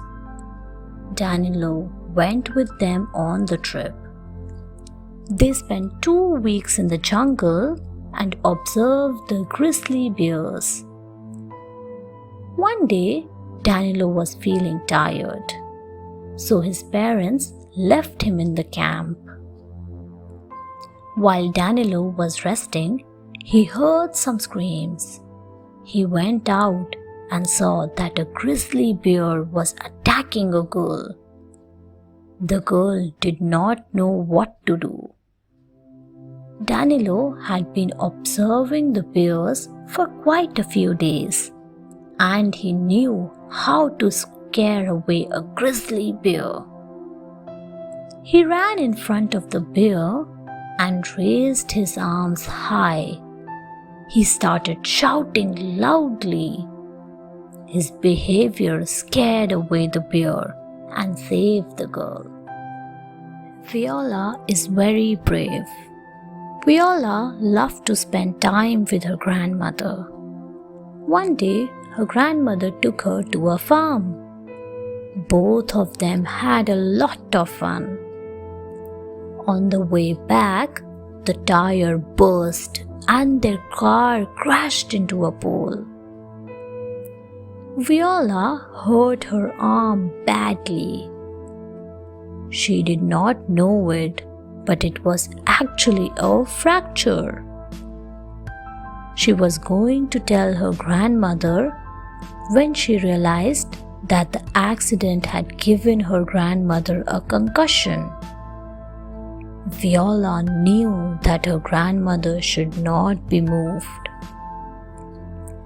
She made her comfortable in the back seat and set out for help.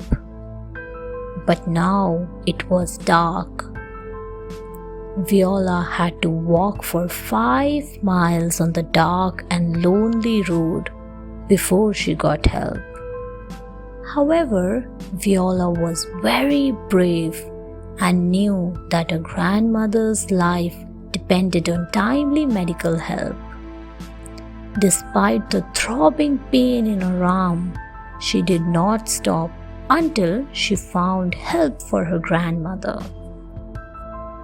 A patriotic speech. Akhilesh was the son of a freedom fighter. He studied in a school in the year 1942. One day, a competition was held to decide the best speaker. The topic was the benefits of British rule. Akhilesh did not agree to this topic, but he wanted to speak on the stage. On the day of the competition, the British governor was invited as judge. Akhilesh gave a speech in which he spoke frankly that he felt there was no benefit from the British rule. The teachers were shocked to hear his speech, and so was the governor. Midway through his speech, he was pulled off the stage. However, Akhilesh did not go quietly. He kept on shouting his speech. Even when the principal threatened him to be silent, he did not stop. Akhilesh was not afraid of anyone or anything, as he knew he was speaking the truth. Ramu attacks the kidnappers. Ramu used to work at the landlord's house. His job was to take care of the landlord's youngest son, Ajay. Ajay was a very active child, and Ramu was always on his toes to take care of him. One day, while playing on the riverside, Ajay ran far ahead of Ramu. Suddenly, a car stopped and a man got down to grab Ajay. He picked up Ajay and threw him in the car. Ramu ran behind them.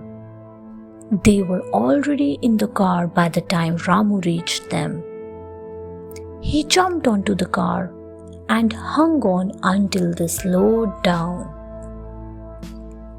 They wanted to shake him off, but he jumped into the car through the window and started hitting them. He grabbed hold of Ajay and jumped out of the moving car. They hid in a ditch until the kidnappers left in disappointment. Shashi helps nab murderer. Shashi was 10 years old girl. She lived with her parents in a small town in Uttar Pradesh in India. One day, her parents left her at a friend's house for the day. Shashi was playing on the roof when she saw a man come to the neighbor's house. He rang the bell. When someone opened the door, he pulled out a pistol and shot him. Then he looked around to see if anyone had seen him. Shashi quickly hid behind the water tank on the roof. The shooter did not see her. Later on, when the police came and asked if anyone had seen anything, Shashi stepped forward bravely and told them all that she had seen. She described the man to the police.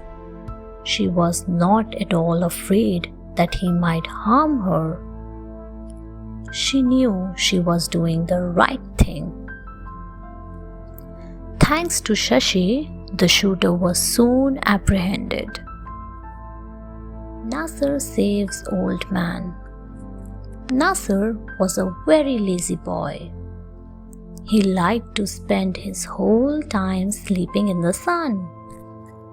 His mother was afraid that he would become a vagabond, and so she would always nag him to do some work. One day, Nasser was in a park to hide from his mother's nagging when he saw a group of teenager boys vandalizing an old man's cart. Nasser was shocked to see that they were teasing the man and were trying to take his hard-earned money. Nasser did not think twice. He rushed to the old man's help. When the teenagers tried to push him aside, he fought back. Nasser was able to hold back the gang long enough for the old man to get the assistance of the police. Even though the teenagers were older than he, Nasser fought against them because he knew they were misbehaving with the old man. Rajesh catches the chain snatchers. Rajesh was a young man. He liked to go for a walk every evening. Normally, he would meet many people, but now people were scared of a gang of criminals. Actually, a gang of chain snatchers was operating in their area. Many women had lost their valuables. Rajesh was walking down the road when he saw a motorcycle slow down near a lake. She was busy adjusting her child's pram. The rider asked her for some directions. When she started directing them, they suddenly snatched her golden chain and revved up the motorcycle. The snatchers pulled so hard that the lady fell on the road. Rajesh felt very angry, so he ran up to the motorcycle. Just as they were pulling away, he grabbed the person sitting on the back seat. He did it with such force that the motorcycle disbalanced.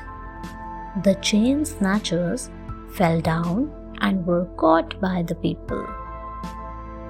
Mahesh saves the slum. Mahesh was a poor but brave rickshaw puller. He lived in a slum with his wife and children. One day, he was having lunch when there was a loud noise from the neighbor's house. The woman who lived next door came running out, screaming, "Fire!" The gas cylinder in her house had started leaking. Now her house was also started to burn.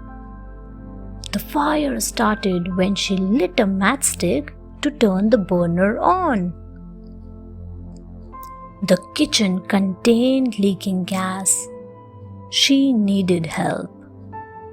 Mahesh knew that in a few minutes the cylinder would explode and there would be a huge fire. The fire would spread very fast. The whole slum could be destroyed. He ran into his neighbor's house and pulled out the burning cylinder. He dragged it to an abandoned tank nearby and threw it inside. The cylinder exploded with great force. By then, the people had put out the fire in the neighbor's house. Mahesh's arms were burned, but thanks to his bravery, the slum was safe. Aruni brings water to the village. There was an unfortunate village that had no drinking water. The villagers had to walk miles to fetch water. Aruni, the young and courageous girl of this village, decided to find a solution to the water problem. Encouraged by her geography teacher, Aruni asked everyone in the village to collect rainwater, but no one listened to her. She alone used to conserve rainwater in a ditch that she had dug. The water being dirty, no one used this water. The geography teacher told Aruni that she might find water inside if she could dig the ground. Since she had collected water in a small ditch, there might possibly be drinking water underground. Aruni asked the villagers to help her dig, but everyone was cynical. So Aruni started digging the surface alone. Each day she was disappointed, but she continued her search. One day she found water.